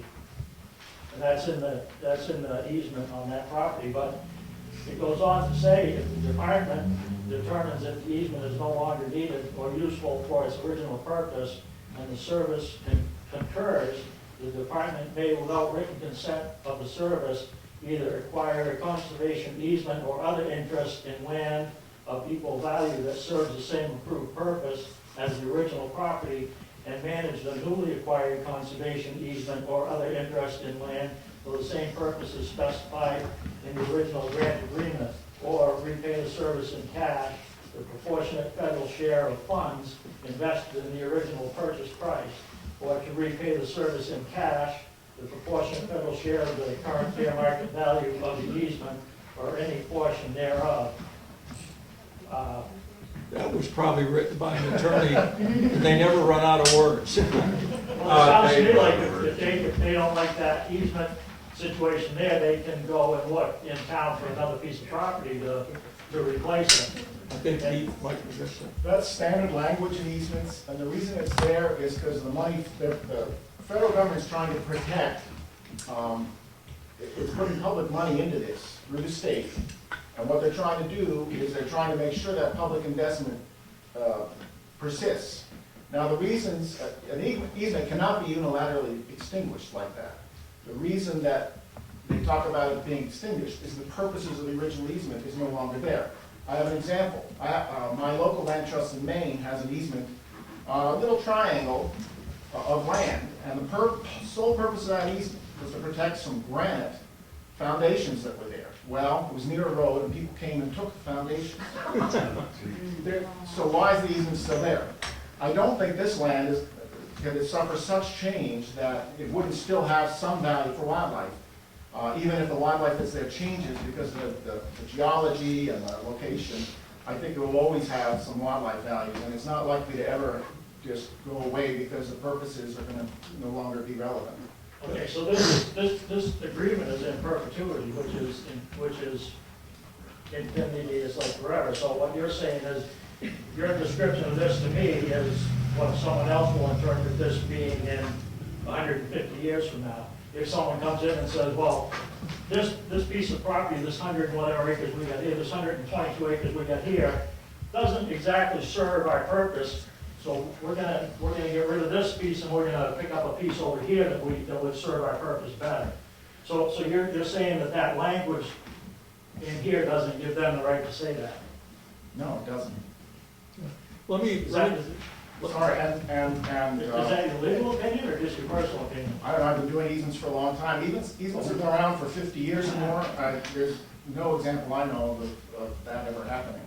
Well, this is longer than 50 years. This is your grandchildren and their children, but I just see something written down, and if someone writes something down that says if this easement doesn't work out, this piece of property isn't what we want, then we're gonna pick another piece of property that we feel will do what we want. I mean, I'm not quite sure if That's not what that means. What it means is if the purposes for the easement, or if the reason the easement is there is to protect certain things, and those things are no longer there, then the easement could go away. But I don't see that happening with this property. It's not like my example, which was a few granite boulders. This property is always going to be there. The whole point of this is that it be preserved in perpetuity for your children, your grandchildren, your great-grandchildren to enjoy. And I don't see that ever going away. I mean, public recreation will always be there. Unless someone comes in and cuts more than 75%, you're allowed to, you have to leave 75% of the trees there, Peter?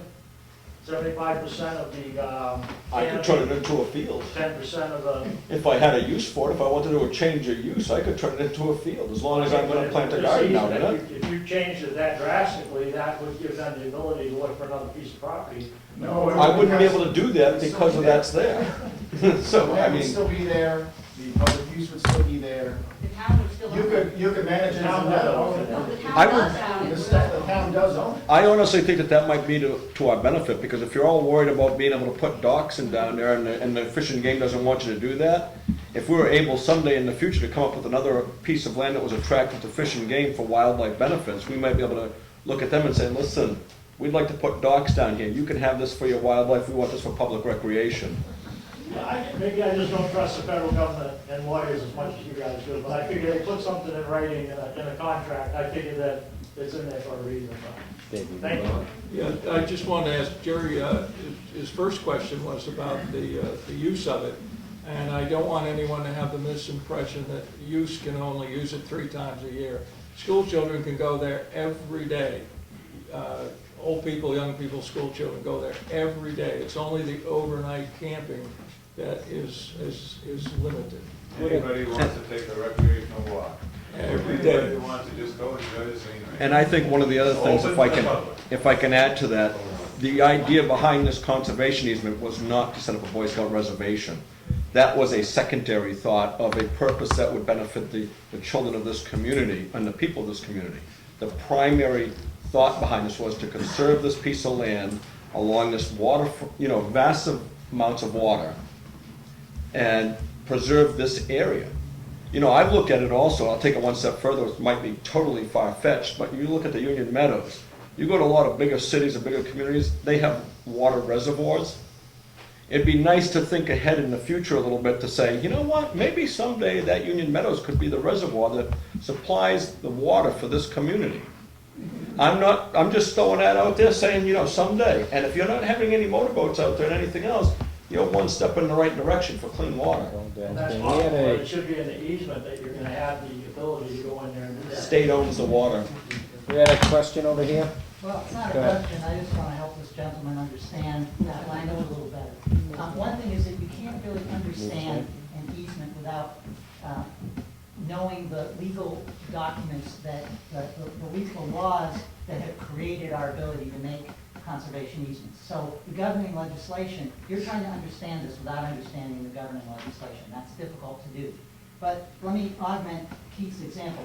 The purpose of that clause is to say, if for some reason this land no longer becomes suitable to the purpose of the easement, there are very few things that could cause that to happen. I think that's part of what Keith's trying to say.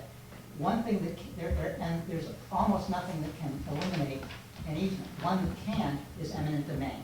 That would be an example where you would destroy the use of that easement. Eminent domain, as you know, is rarely carried out.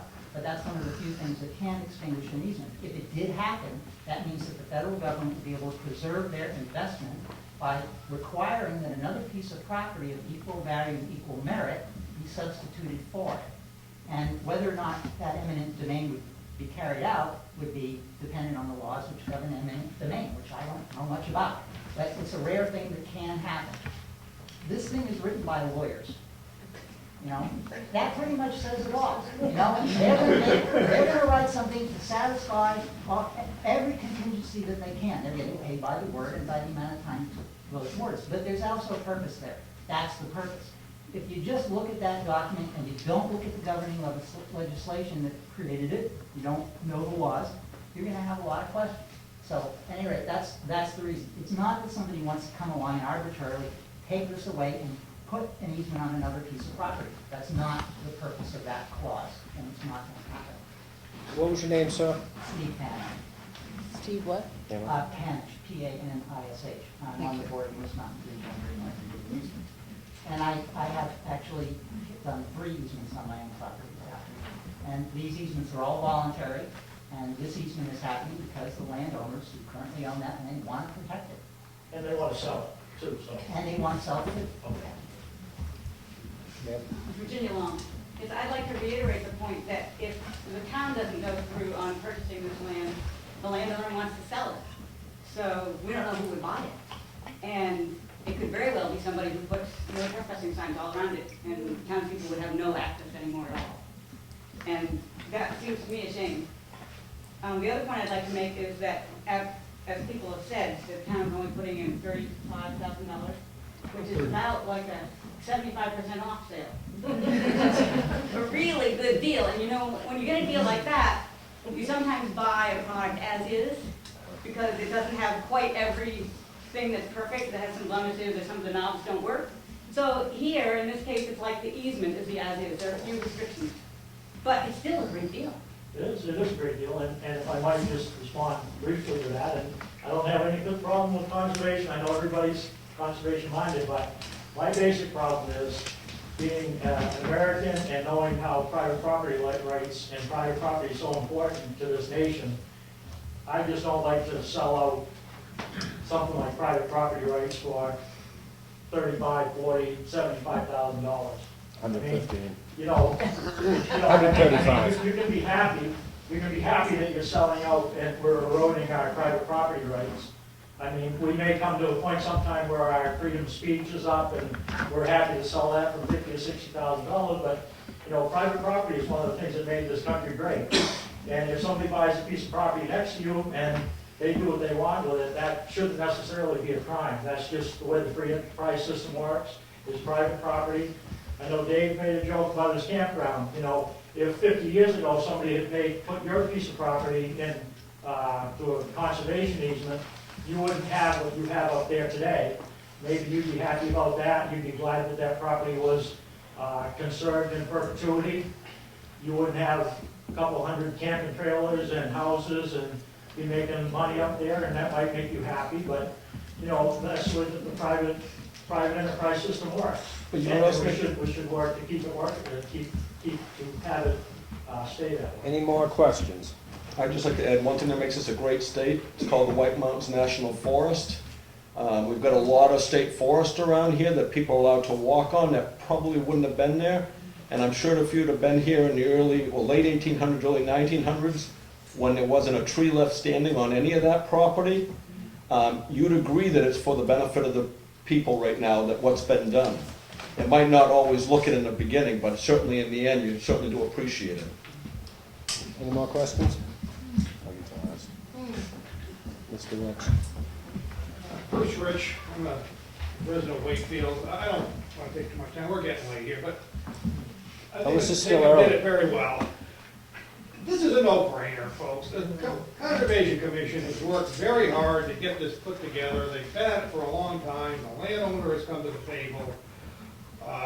I would urge you to please go ahead and approve this. If Mr. Brown and some others are more comfortable with the town owning conservation land outright in the future, I have no real problem with that. The way to do it, I believe, is through the warrant article process.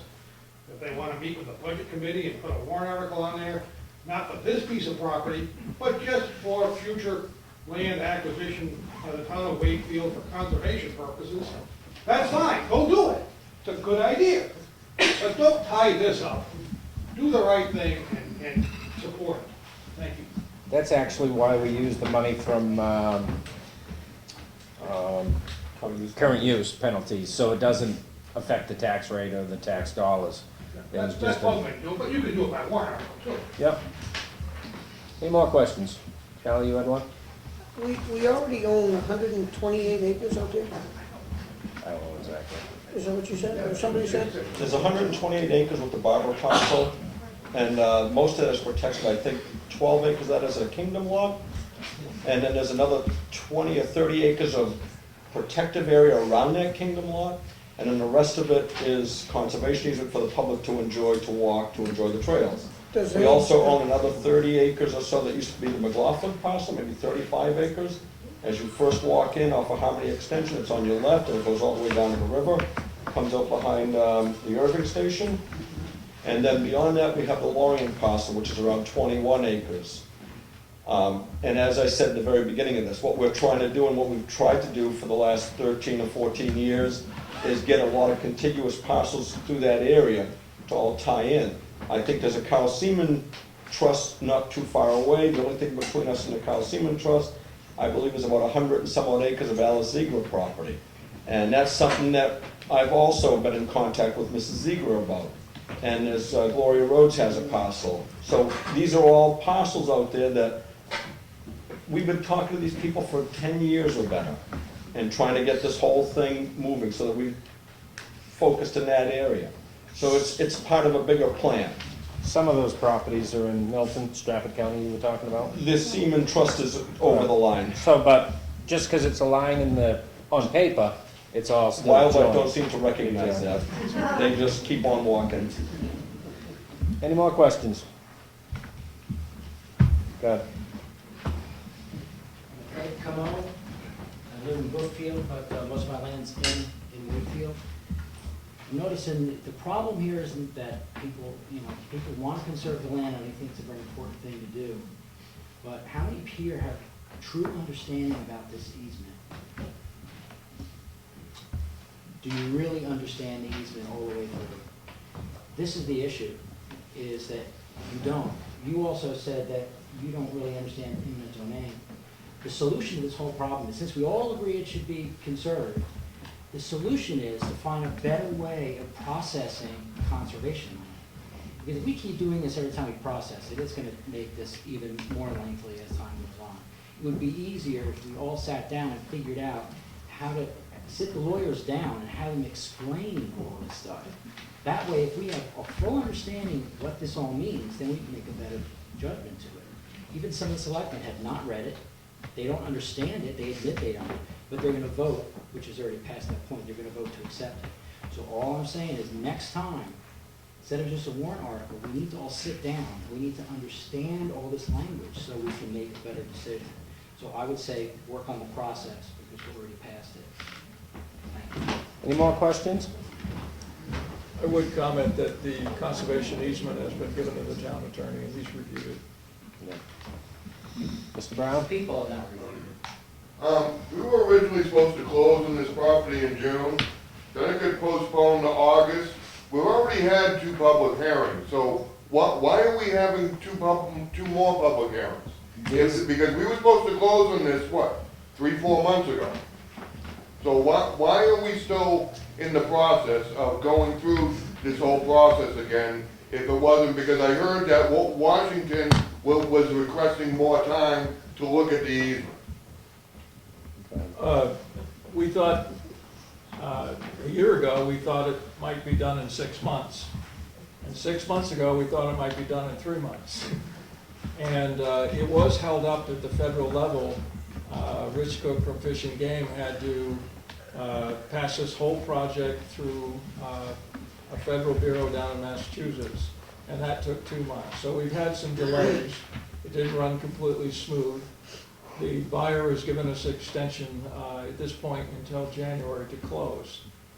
These hearings could have happened last summer, but it's a matter of chicken and egg. You've got to get all your ducks in a row before you can do this. We have to have these hearings before the selectmen can vote to accept these grants and those. Any more questions?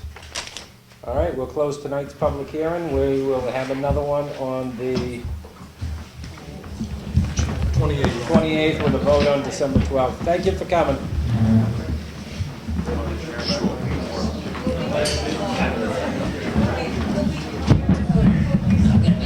I'm not coming in again. The 28th is what I have you on for. The 28th is what I have you on for. Yeah. That's what. Unless you want to add her. I mean, there's no.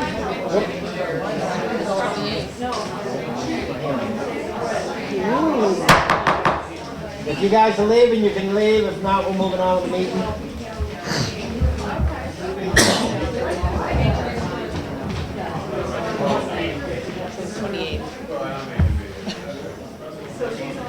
For the 28th, yeah. Yeah. Where's the manager?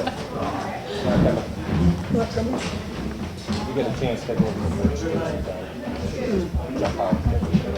I have many. I have a big time. Stuff to look at. Yeah, one side's good. It's like the other side. Yeah, that's the side.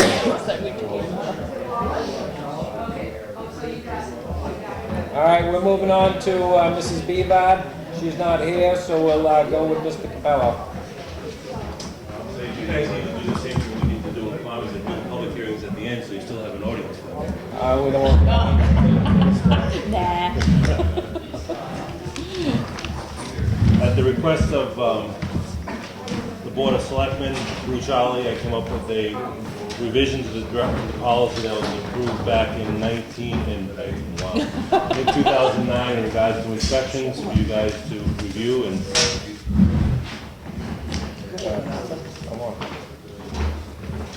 Go ahead. No, you guys have the policy. You guys have sent the policy to review. Yeah. The changes, and I just want to get the board's approval on it before implementing it. This is the revised one that was approved back in 2009.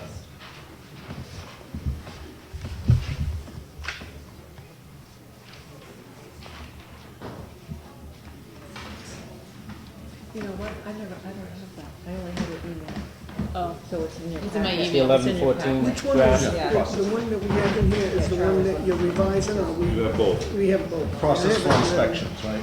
Inspection procedure, yes. The revised one has a date at the top, so it's a draft. The one that was done in '09. Okay, and this does one not. is, and the one that doesn't, is the one we have in Yeah, process. and it says revised.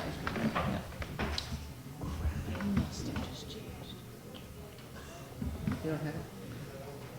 Without reading the whole thing, I mean, what do we have for changes, Arthur? We had talked about pictures, and so I added a section about pictures and just cleaned up some of the language and made it a little more user-friendly. The basic change is the bottom part of the bullets. Photos by the homeowner? Yeah, from there down. There's a change from the '09 policy. Did you buy my wife's glasses today? No, she bought me these. $2, job lots. They do sell metal frame ones there too, I do have some.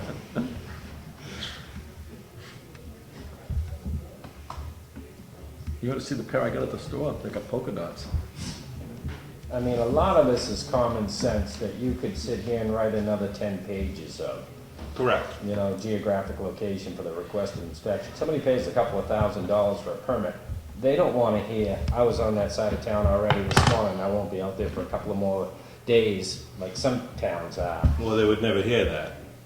That I wouldn't be out there for a couple more days. They also don't want to hear, due to budget cuts, I'm not coming out. They don't want to hear any of that. They've paid their fees, it's a user fee system, they need prompt. And they get prompt Attention. service, attention. This was the situation you're talking about was a unique situation. Yeah, That doesn't happen very rarely. yeah.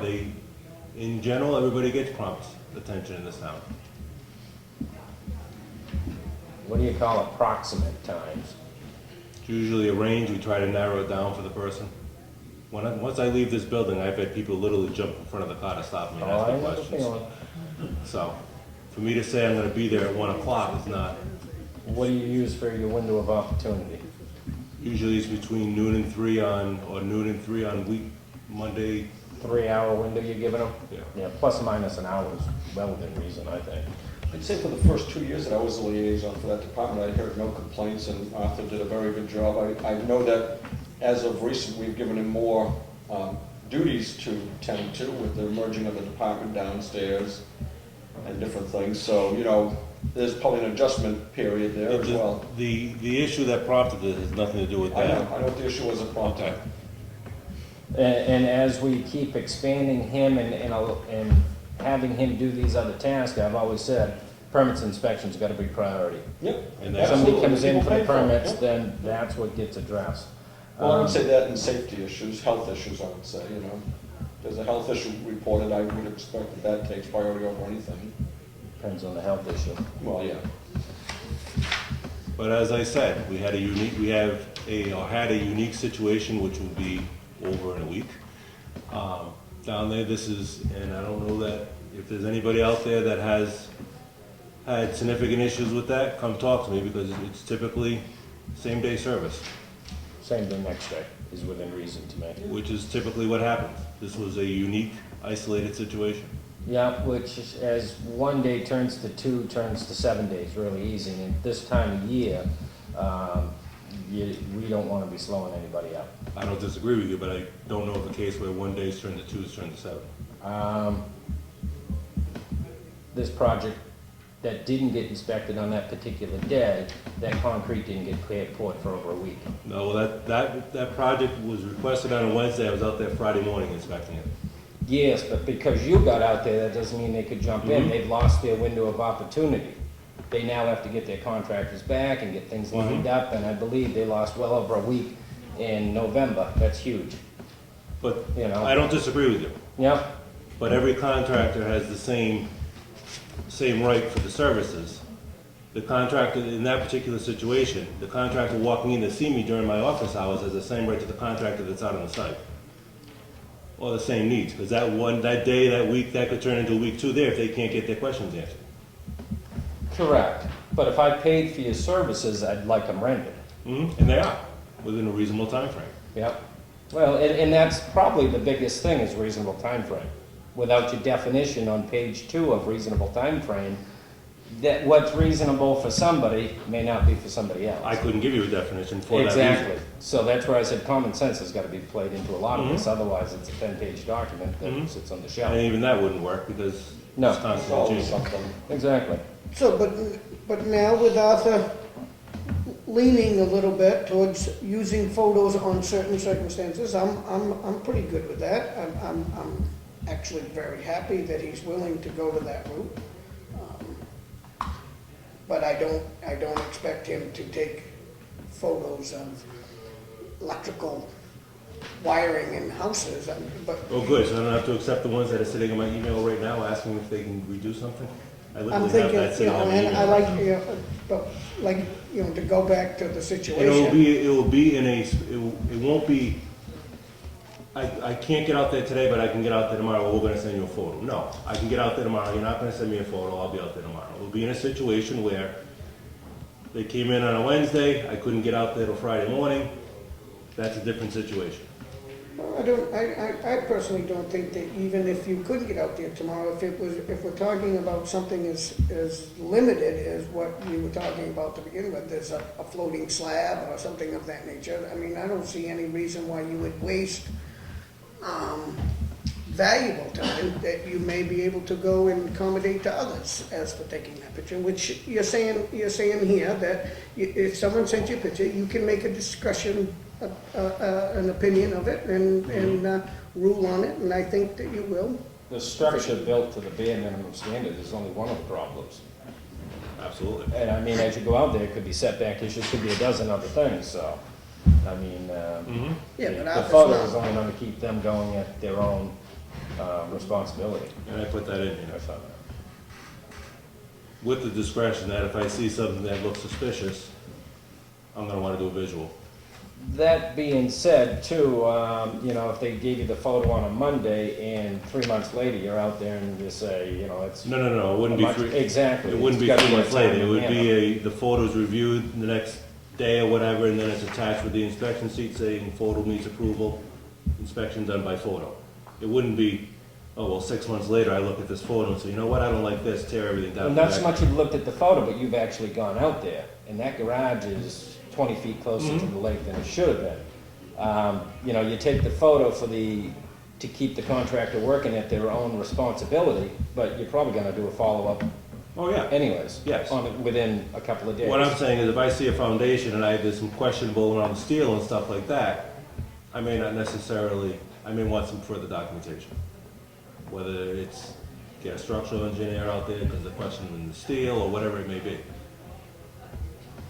Well, obviously, I think anything would be at your discretion. I mean, as long as it's reasonable and justifiable. If you're the one who's gonna put your stamp on it and you're the one who's gonna be held accountable, I mean, I would expect that you do it thoroughly. And I try to be as reasonable as I can with people. Any more questions? This is the first year I never asked you to add into your budget for a deputy/inspector, but I still think that's something that needs to be addressed. I wholeheartedly agree with you, and I don't know that you want to do it tonight, but I think we need to address it because when I'm on vacation or whatever, I'm still willing to go to other towns and work out a mutual aid type agreement. In the past, when I proposed that, that's been frowned upon by the boards. You wanted to switch hours with the guy in Farmington. No, what I wanted to do was cover for him while he was on vacation, the same thing here. You were gonna switch hours is how it was worded. Okay, well, that was. Offset time versus, if you wanna pick up a deputy and have him so he is on the staff, used as needed, I don't have an issue with that. It should actually be put in there. We're breaking through this frugalness, are we? No, I think it can be used within the budget that he has. No, I'm just, So, and I guess we just look at that when we go over the budget and prune that up. well, it's even like with one of Arthur's responsibilities is to take down these advertisement signs that are posted up, not off-site. His job would be to send a letter, not to take them down. My understanding was he's to remove them. On the ones that most of them have already been sent letters to take Okay, to remove. so I guess, yeah. Otherwise So if it's they're sent stealing letters property. like some of these, Otherwise, it's stealing private property. Not if it's on public property. I don't know. If if it's within the town's right of way or the state's right does it all of the way. time. That's the state. But we have a zoning one that says you're only allowed to have one off-site sign. Yeah. And I guess where I'm going with this, companies from out of town, where I was going with this anyway was to say maybe we could ask the road agent on his daily commutes that if he sees a sign that he knows that Arthur's told him about that isn't supposed to be there, that he can remove them. And like Tom just said, the state does it all the time. You go down beside their barn there and you'll find your signs out there beside them. Why can't our highway department do the same thing? Might relieve a little bit of his time and address an issue that needs to be addressed. How many signs have you been pulling up? There's been a few, but there's plenty out there for me to grab at some point. Is anybody complaining about them? About the signs? I get a few, but not a ton. Complaining that the signs are there, or you took them down? Signs are there. Because usually the ones that take it down are people that know they're not supposed to be up there because they've gotten letters. And the only people complaining are probably the ones that have gotten letters already about their signs that have been already out. There's your deputies. Any more questions? You guys all set with his procedure? If he's happy. I'm fine. Beautiful. I'll take draft off it. Thanks for coming in. No problem. At some point though, we do need to address my vacation times and stuff. Rather than hiring a deputy, I'd like to work out something with another town, similar to what we have with police and fire with mutual aid type thing.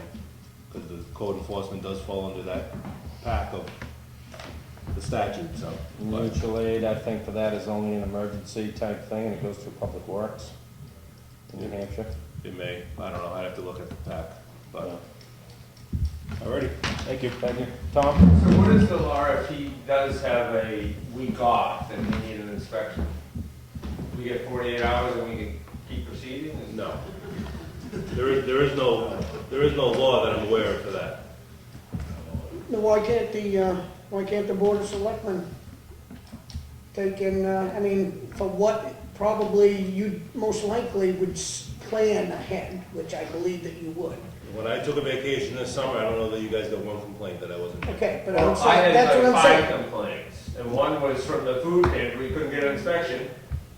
You know, so we didn't dig the cellar hole for the food pantry because you were gone a week. Mhm. And I think one of the selectmen should have been able to do that inspection, so we didn't lose a week. I think it It should be. worked out okay. It should be a deputy that's an individual employee, not a Board of Selectmen. Correct, because the Board of Selectmen, maybe, you got 2 Board of Should Selectmen happen. that build in this town. It should happen.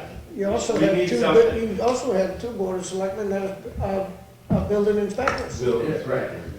So that's, I'm just saying as a courtesy to uphold your inspections, I couldn't see that if you were in desperate need, that you could, I would be more than willing to come down after work or whatever and help you out. I don't expect you to call me, by all means, all the time, and I don't even expect you to, it'd be rare, but like you said, it's rare rare times that this happens, and I'd be more than glad, and, I'm not speaking for Kenneth. No, it's got but, conflict written all over me, don't call me. But Arthur did do everything he could. I was gonna say, let's get go back to that to work it out beforehand. Let's and go he back got to the there food pantry early on the section. day. I It know he wasn't- did. And was he did it- it was everything the he last had to minute. tell everybody that, hey, I'm not gonna be here, you're not gonna get inspections. He did that, but it's still. But it shouldn't work like that. It should not, absolutely. I mean, I cover for 2 towns. When they're on vacation, I'm there next day. That's right. I mean, if Everything's we emailed give straight to my phone. I know instantly when they need it. We give a commitment to a customer, we're done at home in 2 weeks. Yeah. We don't know Arthur's going on vacation, now we need an occupancy permit, and we can't get one for a week. And the closing's Friday. I It's can always tell you, Friday. they're moving in. Friday at 3 o'clock, and they Yeah. call you at noon for it. Yeah. That's right. Get used to it. Happens every day. Yeah. All right, we'll move into public comment number 1. Pam. Yeah, I was, as speaking, I'm here as the Heritage Commission Chair. At our last meeting, it was brought to our attention that the state was in the process, or might be in the process of removing rails along the line from Table Park to to Route 16. And I did, I think you have a copy of. Yeah, don't rip up the rails yet or something, it came in as. Well, Rail no, protection, yeah. you have another, a two-page document that that you had emailed, an email from the email, okay. At any rate, the Heritage Commission determined that we should check into that and see if that was a fact. When the track group, we are very much in favor of rails with a hiking trail. Rails with trails, not rails to trails. And when the track group came and asked us for support, we gave the support, and just recently realized, with not with the trail, the rails being removed. After the meeting, a week ago, Wednesday, one of our volunteers was asked to investigate that and see what was happening, and we determined that, yes, the rails were going to be removed. In fact, it was very imminent that 100 feet would be removed out and 16 in as a demonstration of what it would look like with all the rails moved.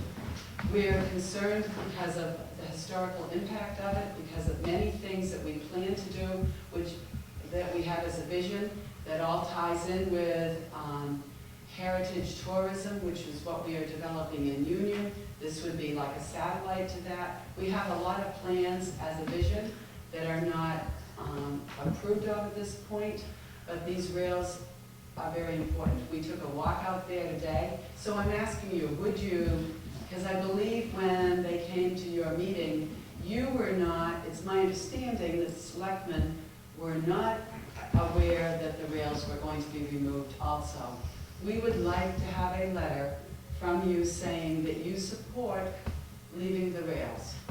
I am meeting with Ray Burton. He has put a stop to everything until he meets with us on Friday. Yeah. That's the email you got from Chris Gamache.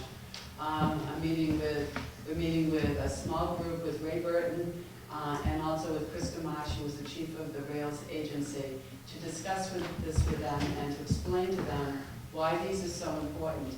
Today we discovered it in walking out there and taking some pictures to take with us to this meeting, that rail that is out there cannot be used any other place. It's antique rail, it's 1890, it is imprinted with B&M, which is extremely unusual, highly rare that you would find it. This has a tremendous historical impact, and the reason, there's no real valid reason for removing it.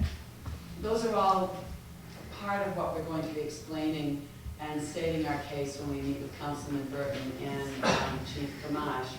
But I have letters from Conservation, I have letters from the library, I have a letter from Heritage Commission. I would love to have the selectmen say, we support it staying there. I don't know if we will be able to change the state's mind, but we'd like to have all the support that we can get from the community. I don't know if you remember when Ernie was talking to us, representing that last time, I had expressed dissatisfaction with them ripping up the rails and stuff, and I don't know what you two got out of that meeting, but I was under the impression that all the work was going to be done from the diner side to Clark Road, and that the rails weren't going to be ripped up. Ernie was in agreement with not ripping up the rails. And then I found out later on at the Heritage Commission meeting, when I was at the meeting, that they were going to be starting to rip up the rails this week, and I was like, what? There's a couple of different people talking on different procedures that they were doing. There was a couple different phases, I guess. Exactly. And I guess I molded them all together from when I sat at the Heritage meeting when they were asking for a letter of support. I don't recall them ever talking about ripping up the side of the road over here. I didn't think they were touching it. No, it was a letter we got or something. Yeah, well, at the Heritage meeting when I was there, we got it as well, for a letter of support. And so I was taken back by that, and I would love to see that, I think it's called the track committee? Track. And continue with upgrading that to a walking trail, but I'm in total disagreement with the rails being ripped up. We took a walk up through there today, and part of the significance of having that walking trail is for the historic value of it too, for people to be able to see the old railroad bed and stuff. And I would think that the old rail cars that they like to use, we've used them before at Pride Day events, you know, people have given their kids rides up and back and forth to Route 16 on those little putt-putt cars. And it'd be nice if we could still do that in the future. If they start ripping up the rails, that puts an end right to that. Yeah, I think filling them with gravel's adequate. What they already have there, if you walk up through there, it is just I remember as a member of the Chamber of Commerce in the 1980s when this whole thing came up, and we did get some, I'm sure we got federal money.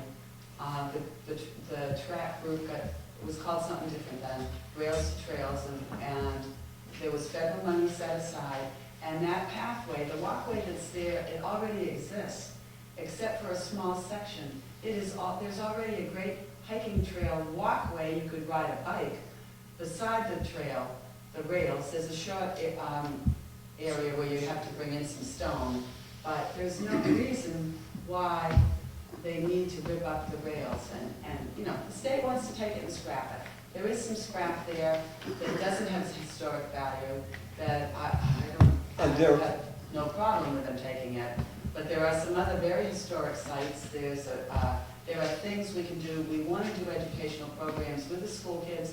We've already done one with the rec department, encouraging more, and the school has put money aside to allow to bus the kids for us to do some of these programs. There is a lot we can learn right there today. We had somebody who's been involved with railroading, worked for the railroad with us, started in the 70s. I learned things today just walking along that rail this morning. And there's so much that could benefit us if it's left there. Learned how and again, I don't know if it'll happen. Learned how good our police department was. I did. But if we could just get if the selectmen would be willing to write a letter of support with what we're doing, that's all I'm asking for. One other thing, Ken, the state is interested. They have a use for a couple small sections of rail up there. There's two different size rails coming into there. One's called 115 pound, I believe. 115 pound. And then there's a 75 pound rail. And the 75 pound rail is for like spur tracks, where you're just parking trains and they're going slow. And that's what most of that rail is, from Route 16 all the way to the turntable. And that's the old rail that Pam was talking about. When they redid the railroad crossing at Route 16, and I don't know if they put the new rail in at that time or if it was already that way, but it was the 115 pound rail that's there.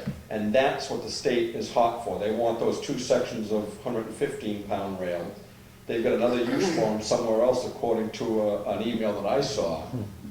And I don't know, from what I understand from this person who's a railroad expert that was with us today, the old rail, that may be a consequence of ripping things up if they go all the way down to the switch, is junk metal. They won't even use that rail. It's old rail. It's junk for them. It's junk for them. Don't use it. Okay. Right. But the new rail is what they want, and this new rail is still being made, so why can't they just either buy a piece or find some somewhere else? There's 4 pieces they can reuse. At any rate, we're just asking if you could support us going forward to see if we can stop them removing the rail so that we can just go on with some of the plans. And that still would allow them to fill in between the rails with the gravel and bring it up like the other trails The trail are. is there beside the rail.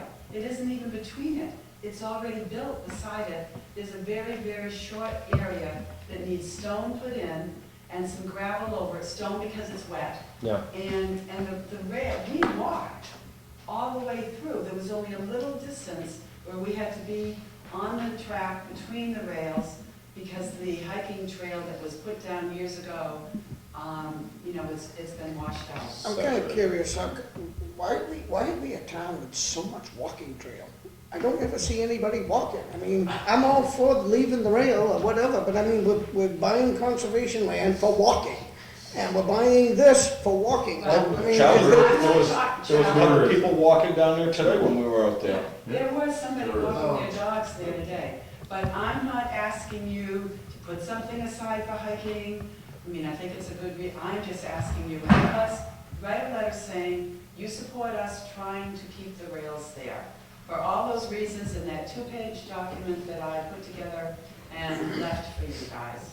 Charlie, we don't own that rail, the Department of Trails owns it. Oh, I don't care. No, I'm She just wants to saying, keep that's it, not that's our walking fine. path anyway, that's I'm theirs. just saying, there's so many walking trails, there ain't enough people to walk them. There aren't that many walking No, trails. there isn't. People walk in Wakefield Corner where I live, it's not safe. There's I go to no Wolfboro shoulder. on the trails over there. I love, Really big on trails. Yeah. between that and what I saw when I walked the land down off Marsh Road, that is a wonderful place to walk. And I've already talked to 3 younger people, and they want me to take them down there, because it's not posted, we can go down there now. They are excited to see what I saw and what I related to them, but that's back to what we discussed. You guys before. in support of the letter? Just want the All in letter. support of it? Yeah. All right, we'll work on something. Thank Any you more very public much. comments? About the tracks. We had a presentation, I think Ernie Brown gave a presentation to Brookfield. Yep. And I was wondering, is Brookfield assisting you with the letter?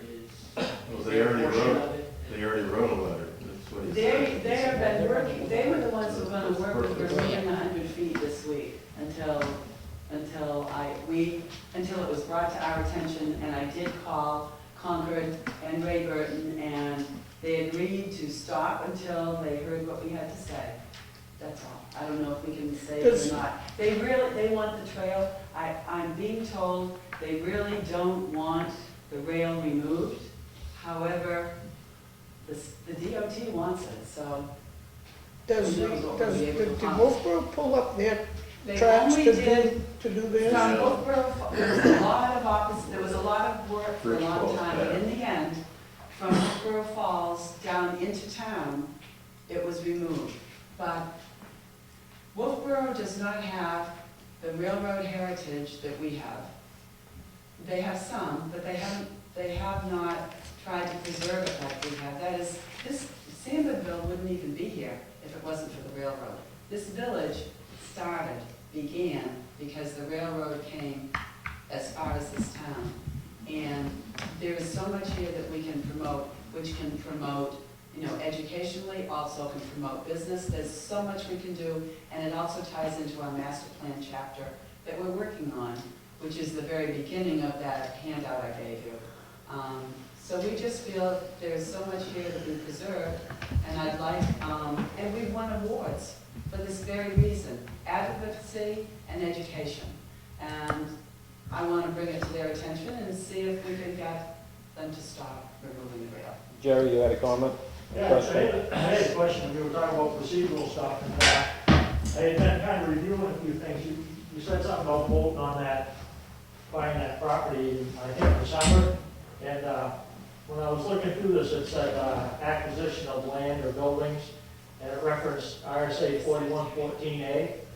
And I was wondering, when you take that vote, is that going to be to put that on a warrant article, or is that going to be to approve the purchase of the land? Because That would be to vote to expend the money that we have to purchase the land I was wondering, because it says that and the grants. we'll have the authority to acquire or sell land and buildings, provided they have submit the proposed acquisition, plan board conservation. It says, let's see, they have the board and commission. They shall hold 2 public hearings at least 10 days, but not more than 14 days apart on the proposed acquisition or sale, provided, however, upon the written petition of 50 registered voters as presented to the selectmen, the proposed acquisition or sale shall be inserted in an article in the warrant for the town meeting.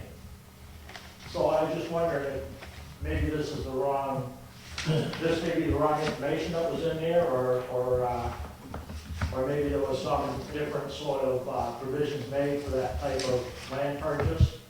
Yeah, we'll check into it, and I'm sure you'll have the same question at the next public hearing. No, I just figured we'd know before that, but. Can I interject one thing about the railroad? This morning, we went out there, we noticed some pieces of metal that were missing. We moved and missing, and the expert actually described the part that was missing off of an implement out there. We contacted the local police, the Wakefield police showed up, and by this afternoon, that part has been retrieved. They have retrieved it, and the highway department compliments them as well. They've gone out there and they put a couple concrete barriers out there to prevent any more traffic from going out there and moving any more metal. Cool. The other thing was that if the state was gonna rip up the rails just for scrap, there were a lot of things that are laying along the side of the rail that they would have also taken. There's Oh, one thing sure. out there they're probably walking through, it was it's the underpinning from an old box truck, they Yeah. just pushed off the track. It's been there forever. But the other thing that we found out there that we didn't know what it was until this railroad expert was with us today. And actually what it is all the gears and all the drive and the huge electric motor that was supposed to be setting by the turntable, which was the apparatus that would have originally turned the turntable around. It's there. And it's setting right there beside the track, and nobody, to my knowledge, knew what it was. And that's what that's what the part was missing from one of the pieces of metal that was, the officer took a picture of the one remaining piece. Yeah. And we managed to find the other one. Craig's I just first. I mean, I gotta compliment the police department, they did an excellent job. They Well, did this they must afternoon. have the usual list of suspects.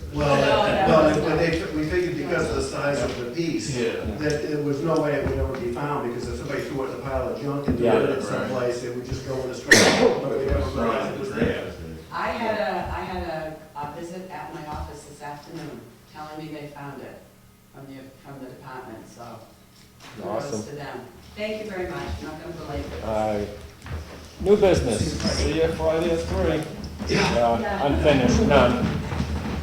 Acceptance of the prep grant. It's a $4,000 grant through the Piscataqua Region Land Transaction Grant. We have to pay that back. What are we gonna do for it? 100% on that. No, 100%. So somebody's just giving us some money? Yeah, this is to go towards the cost of any legal fees or anything to do with the land. And this is And the Marshall. survey. You're talking- Yeah, this is the Marshall, Correct. yeah. But because it's under the $5,000 threshold, it doesn't have to be a public hearing, it can just be on your agenda item. So Yep. you have to accept it under that certain RSA. So this grant is for the union members. Yes. $4,000. Yeah. There's nothing to sign. It's- No, because just it's already accept been, it, put it's it to already the been minutes. approved by PrEP, back in July. It just had never been put on the agenda to be accepted by the board. And that 4,000 is coming out of their conservation funding? Well, what'll what Okay. happens is you'll pay the bills and then you get reimbursed. Reimbursed, okay. Into the conservation line. conservation line, yeah. I'll move it. I'll second it. Any more discussion? All in favor? Aye. Opposed? Aye. Abstained? Capital reserve expenditures, town hall improvement, $14,000. That's the first payment in the generator. I'll move that one. I'll second it. We're gonna install that without installing the propane to start off with, correct? Then I get it believe in, that's see what how we're the gonna try. weather goes Yep. and, Yeah, because he wouldn't order it until we. Right. yeah.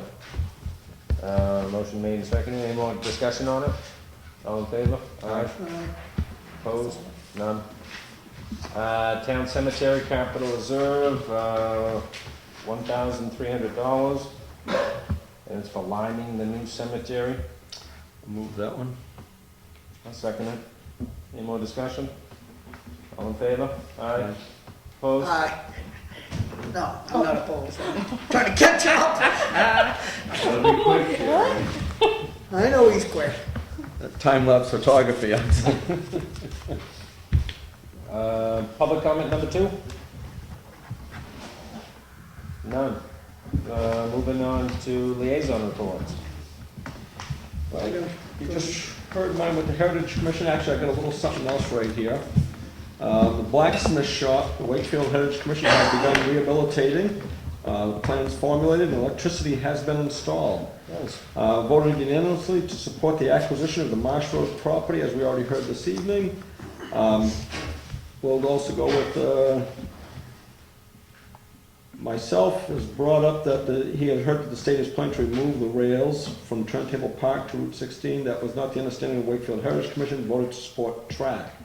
Volunteer Bill Gaver will speak with Ernie Brown and others to determine what the plans are. Wakefield Heritage Commission will follow up as we do not want the rails removed, as we just heard.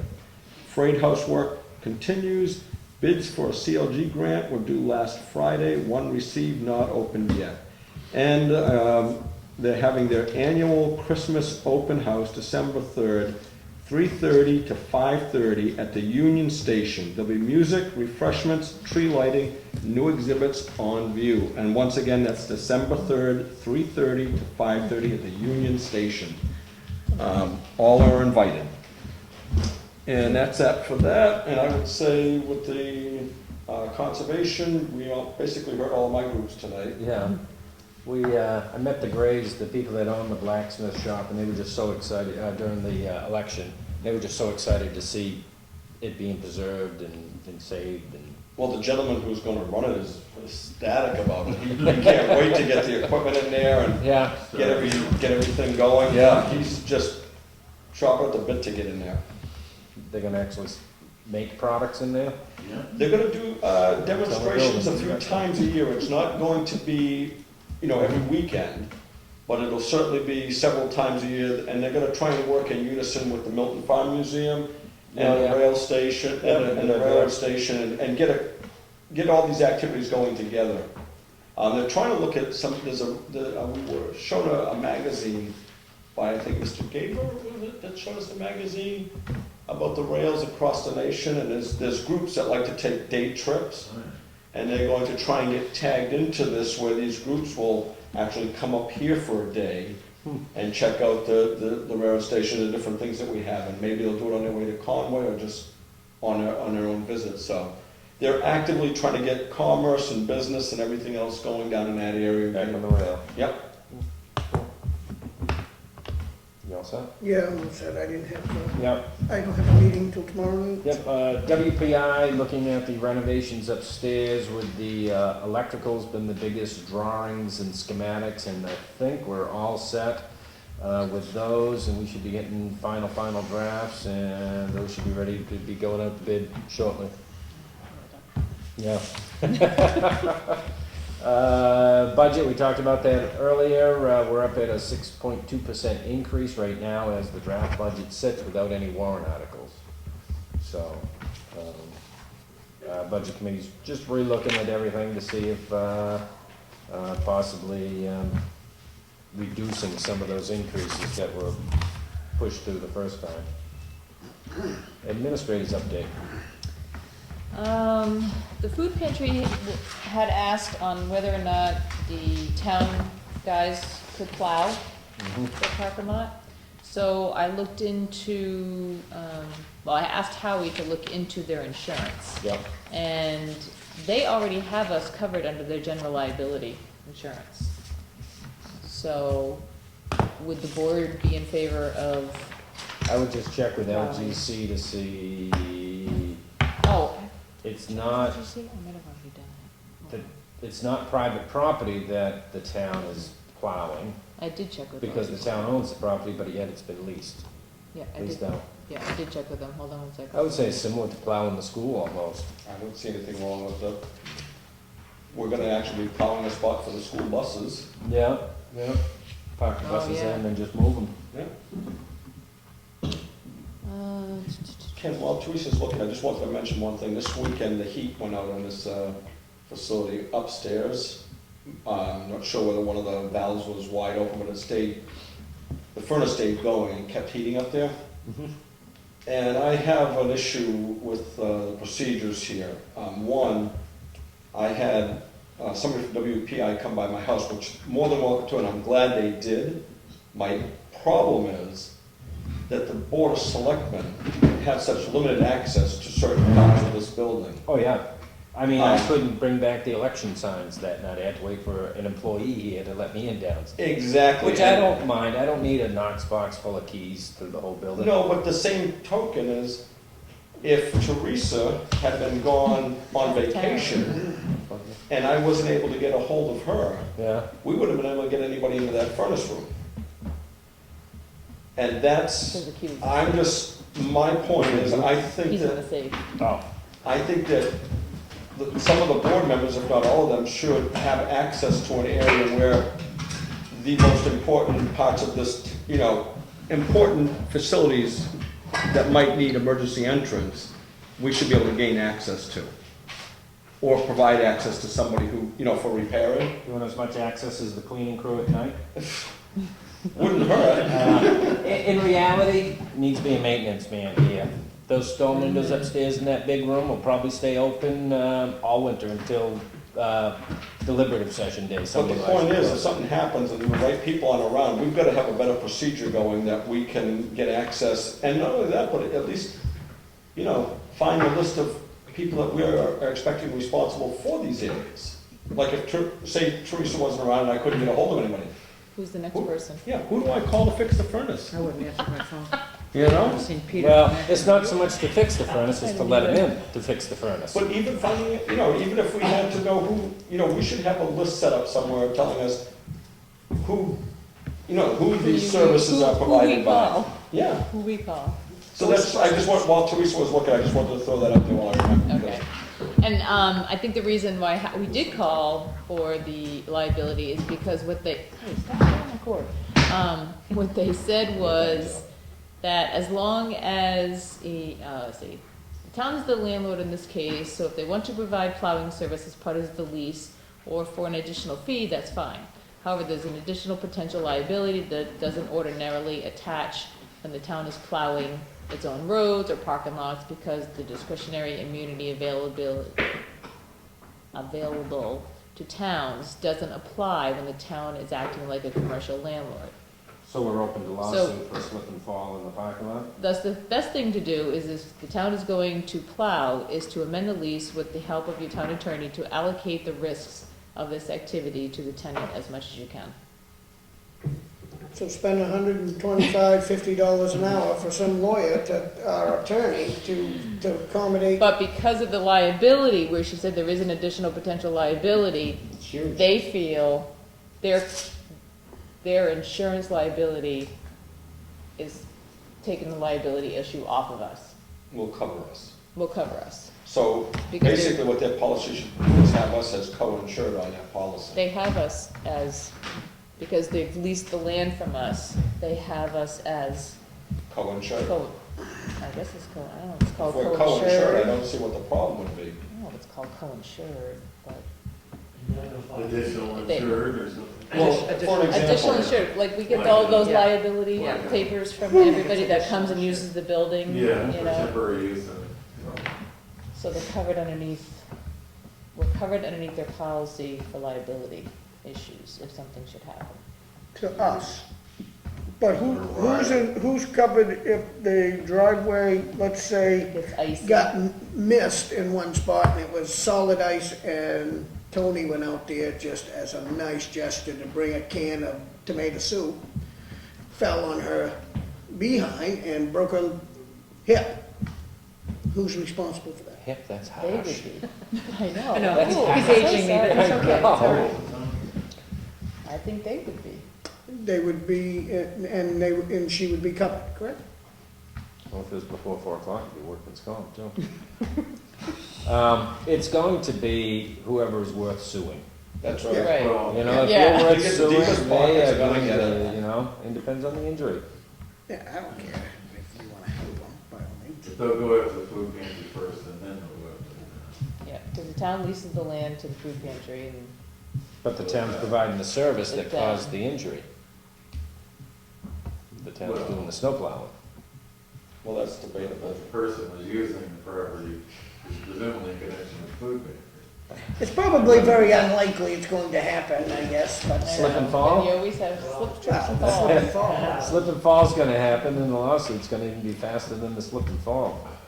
Problem is, the people that are going in there are the ones that are gonna be the most likely to have a slip and fall accident. Now, ma'am. And the one that's trying to do something to keep it from happening is the one that gets sued. It happened to me down at IGA. And the only reason I had proof that I had gone in and sanded the parking lot, put a bullseye on me, and I said, how can that be? I was the only person on the planet that had evidence that I did something to keep someone from slipping and falling. And I thought it took care of me, but all it did was make me a target to a lawyer down in Delaware. So, you know, you try to do what you think is right, and So, then what do we do? I don't know the right answer. I think it's like Ken said, I heard somebody once say, you put a sign up that says caution falling ice. Now You just know. made everybody, you just put a target on your back because you know that there's ice out there that could fall. So we just did that on what are you TV. gonna do? I mean, just do the right thing, just plow the darn thing, and somebody's gonna plow it. It's on our property, I mean, it's a town service. So we just put that target on our back with the TV. Well, let's put it this way, if we don't plow it, the food pantry's gonna put it in Pay their for it. budget Right. to And then come we're gonna back pay to for us it. to pay for the plowing. So we're gonna pay one way or the other. But it might be better to hire. Why is the food pantry gonna put into our budget? They asked They're gonna for ask us funding. for money. Oh. And that money will be increased by the plowing, Yeah, is your theory. but sometimes it's better that way because then you got somebody else. You in get a a level of private job protection. and their insurance has to deal with it, so one half dozen of the other. That wasn't charged? No. Is that battery junk? It must be. Did you need more information? Otherwise, Yeah. you can use, No, I have things written down. You know I can what? ask you. I'll make a motion that we plow it. You can die in a second or you can move it on, I don't care. a motion to plow it. Is there a second? I'll second it for discussion purposes. We plow the school, Yeah. which is no different. You get a lot of people walking in and out of that school. A lot of parents getting out escorting their kids. What is the difference? Not one single bit. Yeah, but the school is completely the town's, right? School has their own budget, that's their own government. It isn't though. I don't like separating it. I don't understand that separation when it still comes out of my taxes. It is a separate legal entity, it's school district. Separate. All But right, it's still so, taxpayer driven. Oh, yeah. so It's all the is same. it the same? I'd say you've got a tenant. The school is a tenant? No, The food the pantry. food pantry's a tenant. But Ken, we are legally bound to provide that kind of a service, correct? No. So we can say that they're a private organization, or, that they're a tenant, Mhm. but we have to provide that service. That's the law. We provide the service with our welfare administrator, who she uses that service to keep her budget low. Yeah.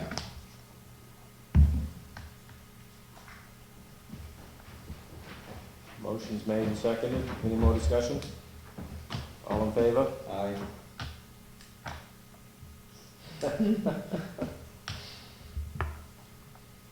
I'm all right with it. I don't care. Aye. Aye. Whoa. Yeah. Okay. Sorry, I'm bringing up these difficult. Okay, here is another difficult one that we've never really taken a vote on. she just ran on a study cat. Sorry, I know. This is on welfare. Whether or not Arlene does have somebody that would be willing to work off. Community workfare type of Yes. thing? Yeah. But in the past, I've brought it up, and we've talked about this many different times. And in the last minutes that I had found, it was stated that local government center said that they are not covered underneath the liability. LGC states workers would not meet their definition of volunteers under the town's liability policy. Therefore, they would not be covered under the town's policy. In addition, the board would need to decide whether to pay workers' compensation for those workers. You never really decided whether or not you want to do this program or not. And this does keep kind of creeping up every now and again with different clients and different things. So I kind of want I to, wanna yes do or it. no. I wanna do it myself. Can, if they're willing to pay that back, can they can we add to the fee for the We're work. not paying back. What they're doing is we Well, pay their rent. Correct, and they're giving service to the Service. community, and we're going to base that on must be an hourly rate of some sort, so that we can calculate Whatever it. the rate is for whatever the area they're working in. Okay, so what I'm saying is, can we add to it, so that, let's just say, if the insurance cost on that particular day that they have to work was $50, can we add $50 worth of time to there? For the total cost. For the total cost. If they're willing to pay for And we weren't their, able to get a hold of anybody on the workers' compensation because everybody's at. I disagree with- love the I don't know what the Teresa, I cost disagree is. with the workers' comp, because it's a conflicting statement you just said right there. You're saying they're volunteers. Volunteers don't get paid, so you don't need workman's comp. But they've already. Workman's comp is only for people who are getting a payroll set. This Correct? is probably a larger state/national program that they need to change in Concord and Washington to allow people to, that are in difficult times. This to is what they told me, so I offset. just No, I relayed the know, I know. information that LGC had said. I know, and but I was don't reading- understand why they can say workman's comp, when in one breath they're saying volunteer, and the next statement they're saying workman's comp. I But I think don't because Don't they go together. are really, then even though they're not receiving the funds, they already did. they already receive. did receive the funds. So They're they're- just they're- paying it back. Yeah, Then it's, And- then and it's just- work, it's not And volunteer. work. correct. Which is That's- what I'm just looking LGC for says, clarification. is that they're saying volunteers. It's not volunteer if you're working for it. They Correct. would not meet the definition of volunteers under the Okay. towns. Which makes sense, they're not volunteers. Yep. Right. I mean, I love the I idea of the think something program. more, sorry. I No, think, they're I not. think, I think anything that somebody can give back from taking from is and great. And it's nice to hear that somebody's actually volunteering to do that without asking them. But, so how do we accommodate that and to, And be careful Yeah, that be somebody careful. doesn't get, I think Hurt LGC's issue is, for one, they're our insurance provider, so they're They're cautious. limiting risks, right, because they don't wanna pay out, and the potential for a slip and fall and a hurt back is there. You've got an individual that's not an employee. A lot of times, it's more work trying to find work for these people than it is to actually do the work yourself. I don't know of a department that's understaffed that needs additional help. No, but we did talk about situations like I was mentioning before about, there's no reason why we couldn't put a little shed down there at the entrance of the transfer well, this isn't station. what this person is wants to, he does, No, I know, been this is a told different that. one, I know, this is a different situation, but I'm simply saying, for this particular one, Mhm. just checking for dump stickers. I mean, relatively low risk thing, you look out the, you know, you look out the door, if you don't see a sticker, you radio the Well, superintendent. this one was told possibly to work down in that area, but doing regular. And that goes right along with what we did before in another department here, and that evolved into a full-time position That for a wasn't person. paid by us, though, that was No, I fully, know, that was fully outside paid by agency. an Yeah, outside exactly, agency, right. that was, we didn't have to pick up any insurances or anything I'm aware of like that, yeah. I know it seems easy to put them in a shack and don't allow them to talk to anybody, but as I said, I've seen 2 sexual harassment cases come out by the same situation. They thought they were all set, they were protecting the individual, he was doing no physical work, or she wasn't, and two sexual harassment suits came out of it. It Isn't cost thousands of dollars. I know to where get you're out of coming that from, but problem. isn't it a shame that we have to live Oh, in yeah, such fear? there's a Of society. every we're in. single move you take, there's a lawyer waiting around the corner to Every or conversation somebody. tonight lands at the lawyer's feet Exactly. somehow. And we're just imagining there, didn't forget it. Give them the money. give them the money. Give them the money. Well, I personally think that there'd be more people that would ask for help if they were allowed to help out the community. Because there are people with that kind of pride out there that don't want to ask because it seems like begging. And It's they a don't different want to do generation. that. It's Right. the older generation. And they would, and they may need the help, but they would be more apt They won't to ask. ask if they were able to do something to contribute. That's how I feel about that whole program. Now, we can't Not a punishment, it's a, work there. you know. I need some help, but I don't wanna work. What the hell? Free money. We'll fill your oil tank. I got 2, so go ahead. Can I be? Is there any way to you know, you need to work 1 credit hour, volunteer hour per visit or something like that. There's- You'd hope there's a way to do it. Arlene and I have been talking about this for about 1.5 years, and there's other communities that do this. Yeah. Well, yeah, maybe even 2 to 3 Yeah, it years. has been. But there are other communities that do this. They gotta be doing it because they feel comfortable. There's gotta be a way.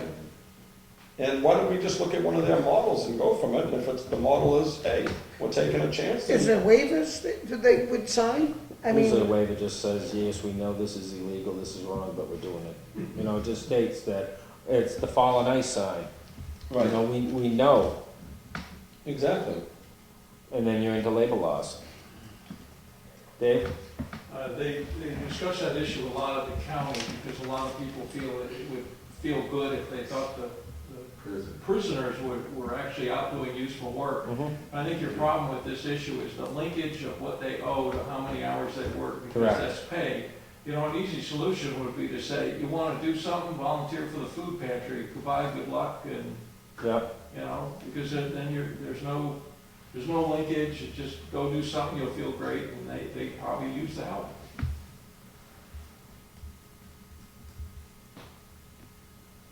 But then everyone wants a criminal background check before you're in there volunteering and helping and assisting the public. In case it's failing, right, you don't have to do it. Yeah.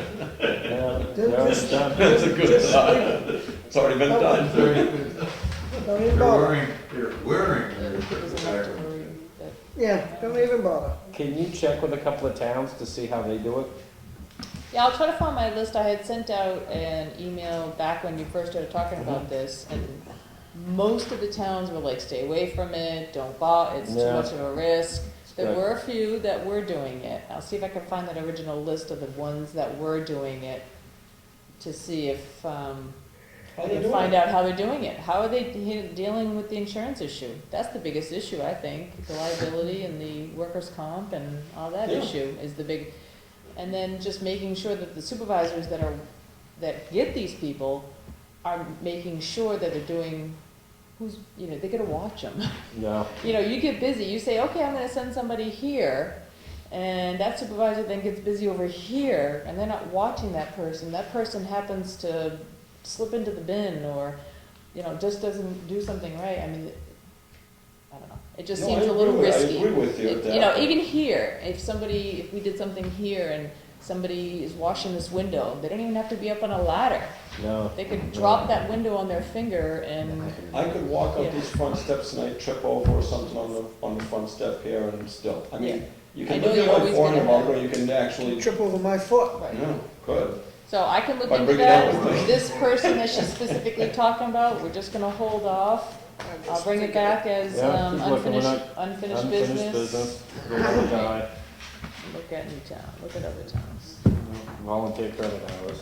Yeah, I think we just have to just get it done and set and decide. Okay. And I think I brought this up before, but we've had a committee formed since the summer, talking to different banks. Have I brought this up? I know I've talked to you about it. We've had the same bank for quite a few years, and so we called in a few different banks to see what their proposals would be, and the committee has decided to stick with the same bank we currently have. So I just wanted to mention that, make sure that the least we're looking. selectmen Yeah. are okay with staying with the Sounds same It's nice to bank. let the one you're working with know Oh, that you're yeah, still looking yeah, too. yeah, they've done a few different changes because of it, so. Service So is that was, everything. yep, so that was good. And as far as the budget, I just kind of want to pinpoint you guys as far as when you want to meet again. I had sent you an email December 3rd or December 5th, and kind of wanted to, I think December 5th I have a school budget meeting, if I'm not mistaken. I'll have to check my calendar. no, school doesn't start meeting until, I think it's the 13th-ish. Is it that way? I'll have to check my paperwork Yeah. at home. I'd rather the 5th, only because I have a planning board meeting on the 3rd Monday? It's a Monday. in Oh. Wakefield, Oh, okay. which was just made the other day, which, The 5th, December 5th, we're saying is a Wednesday, There's a Wednesday, 6 o'clock I or don't care what. 3 o'clock? whatever you guys. So what's good So, for you guys are you now? done picking Early? apples by Okay, December? now, you done with picking apples? 3:30 then, Charlie, does that?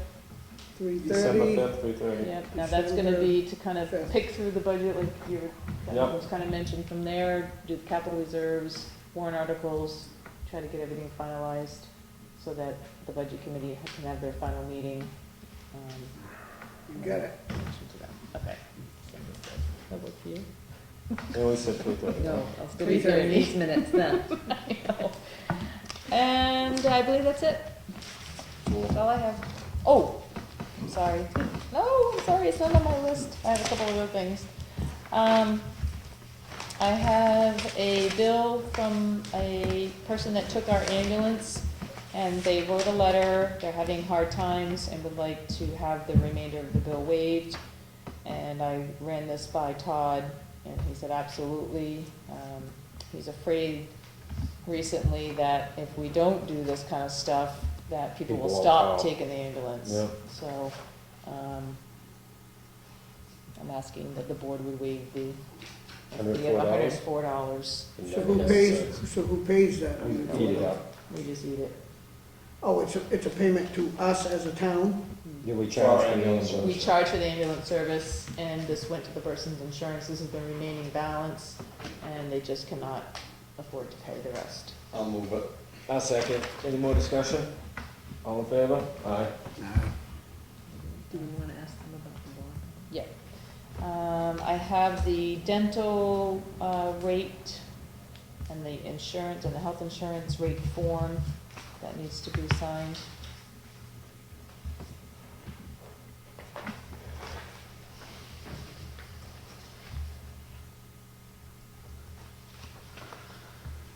I think it just has the dental line. Yeah, this is dental option 3. Yeah. Singles $40.37, two-person $77.63, and a family $136.16. A month? Monthly rates. 75% precipitation. Eligible employees.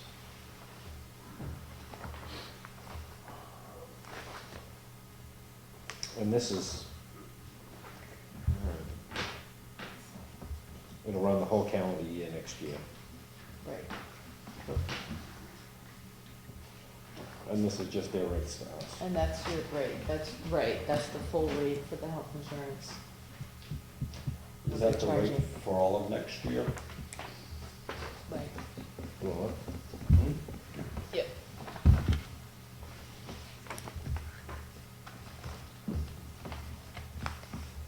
I also have the contract for Certified Computer Solutions, a one-year contract for them to maintain our computer equipment.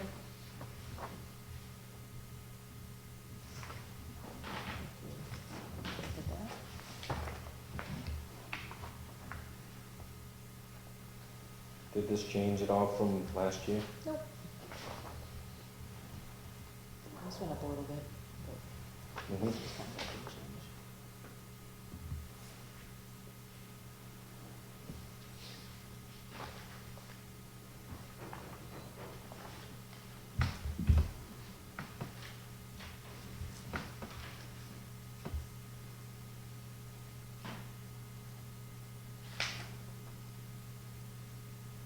The computer service agreement.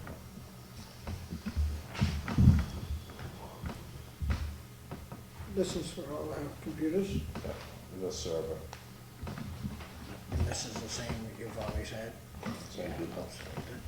They do a lot of stuff They via, do. on, Charlie, wanna look at that? going Yeah, online. That's our service agreement, but Which plan are you thinking of going with? I think that is the. that is the plan. That's the dental, it's just a, Oh, all right, A I basic. was looking at A, B, and C, Yeah. and, all right. Option 3. During the budget process, you can adjust the amount employees pay. But there's no change in that number. Have the employees always had dental? Full-time employees. full-time. As long as I can remember. What about the full-time selectmen? They don't get no teeth. They ain't got no teeth. Not paying to it. Yeah.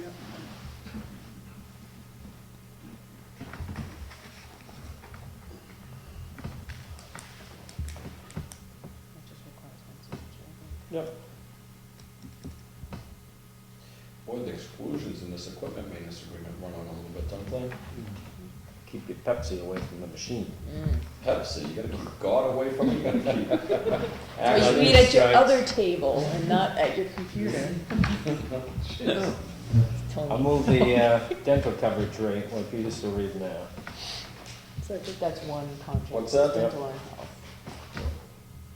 Second.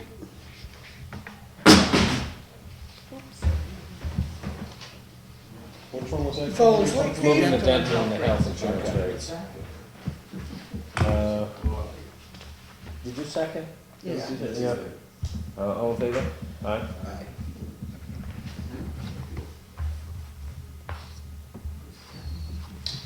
Is this the same rate as we paid last year for this?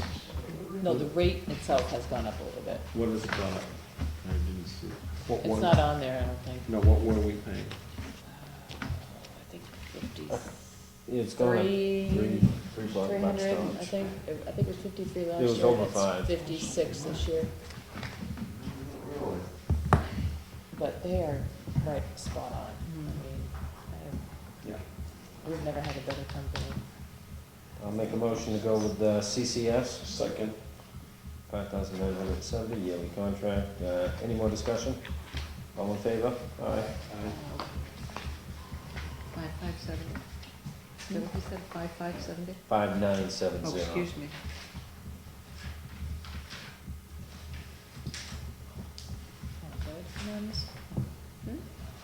I couldn't remember the amount. Then we have an open road permit that for work that's going to be done on Woodstock Road by the water department. But we pulled this out to give to the contractor, and I have no idea, it says to be completed by the town, the surety bond amount. And I have no idea what you guys would want for a surety bond amount. Is that based on the cost of the job? The cost of potential repair. The damage. So is that like a bond, like, You'd have to be bonded to work in the project, which bonding is difficult for a lot of companies and expensive for a lot. And we talked with the water precinct several years ago about. And they said that they didn't feel a need for it. Okay, it does say here, it says surety bond may be waived for work done by other governmental entities at the discretion of the town. Yeah. Would you consider that another governmental entity, even though it's a contractor hired by that governmental entity? I think I recall what Ken was saying, the water precinct said that they would back up, if I'm not, do you remember that, Ken? I remember something being said about They were we bonded. wouldn't have to worry about the damages because they would make They sure that would make everything sure was it's taken paid. care of. I thought I remember that, but I'm not gonna swear that that's it. I would imagine as long as the water precinct was bonded and was able to cover the costs themselves, if something were to go bad. That's what I thought the situation was. I would recommend talking to the water precinct and finding out the specifics on that myself, and like we talked about, and Certificate of insurance, whatever, something like that. leave it with them. Okay, that is all I have now then. Awesome. Thank you. Heritage Commission is looking to appoint Robert McChesney as an alternate. Make a motion to accept. second? Oh, good. All in favor? Aye. Aye. Building permit releases. I don't think I have any in here, Kenny, but Awesome. I do not. Payment manifest, treasurer's warrant, number 35 for 2012.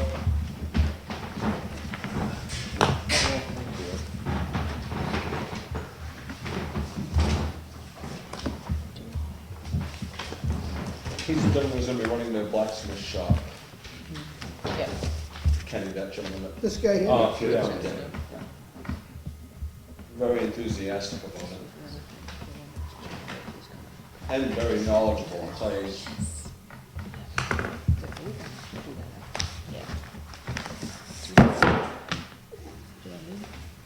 I'll just give it to you, I have more copies. I have like one other for him. copies. You did over the Oh, well, in case he came in, I put it on, I got my E30 on. I'll keep one here. Only 9:30? He's a killer. Yeah, She's not No, done yet. we'll roll right into the budget meeting there. I'll give Um, that to Monique, or you wanna give it to her? Oh, if you Oh, wanna actually, give I'm it- not here. You're not here? No.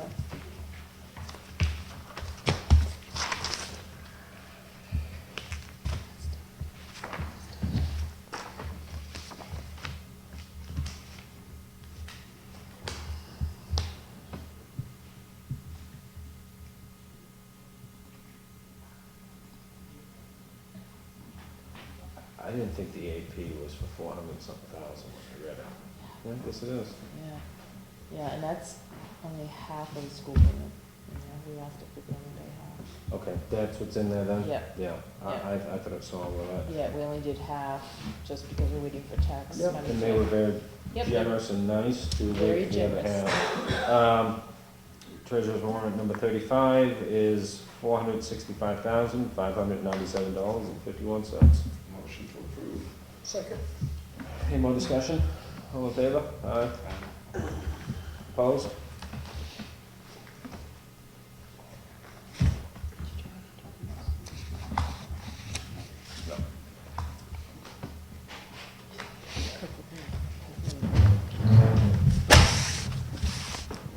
Payroll warrant number 24, $57,643.42. Motion to accept? Second. All in favor? Aye. Is that your obsessive compulsive disorder taking Yes. place? Yeah, Absolutely. yeah. Payroll warrant number 25, $81,479.39. Motion to accept? Second it. That has all the stipends for the fire. Yeah, that was the positive. Any more discussion? All in favor? Aye.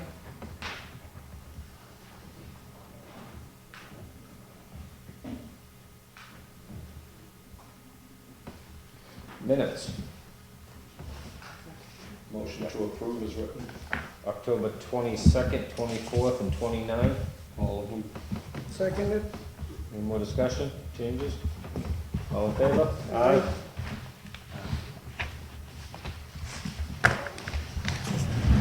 Do we have anything for non-public? Yes. All right. Mr. Beal? And one more treasurer's warrant, number 34, $31,410.02. We need these two. Motion to accept? Second. All in favor? Aye.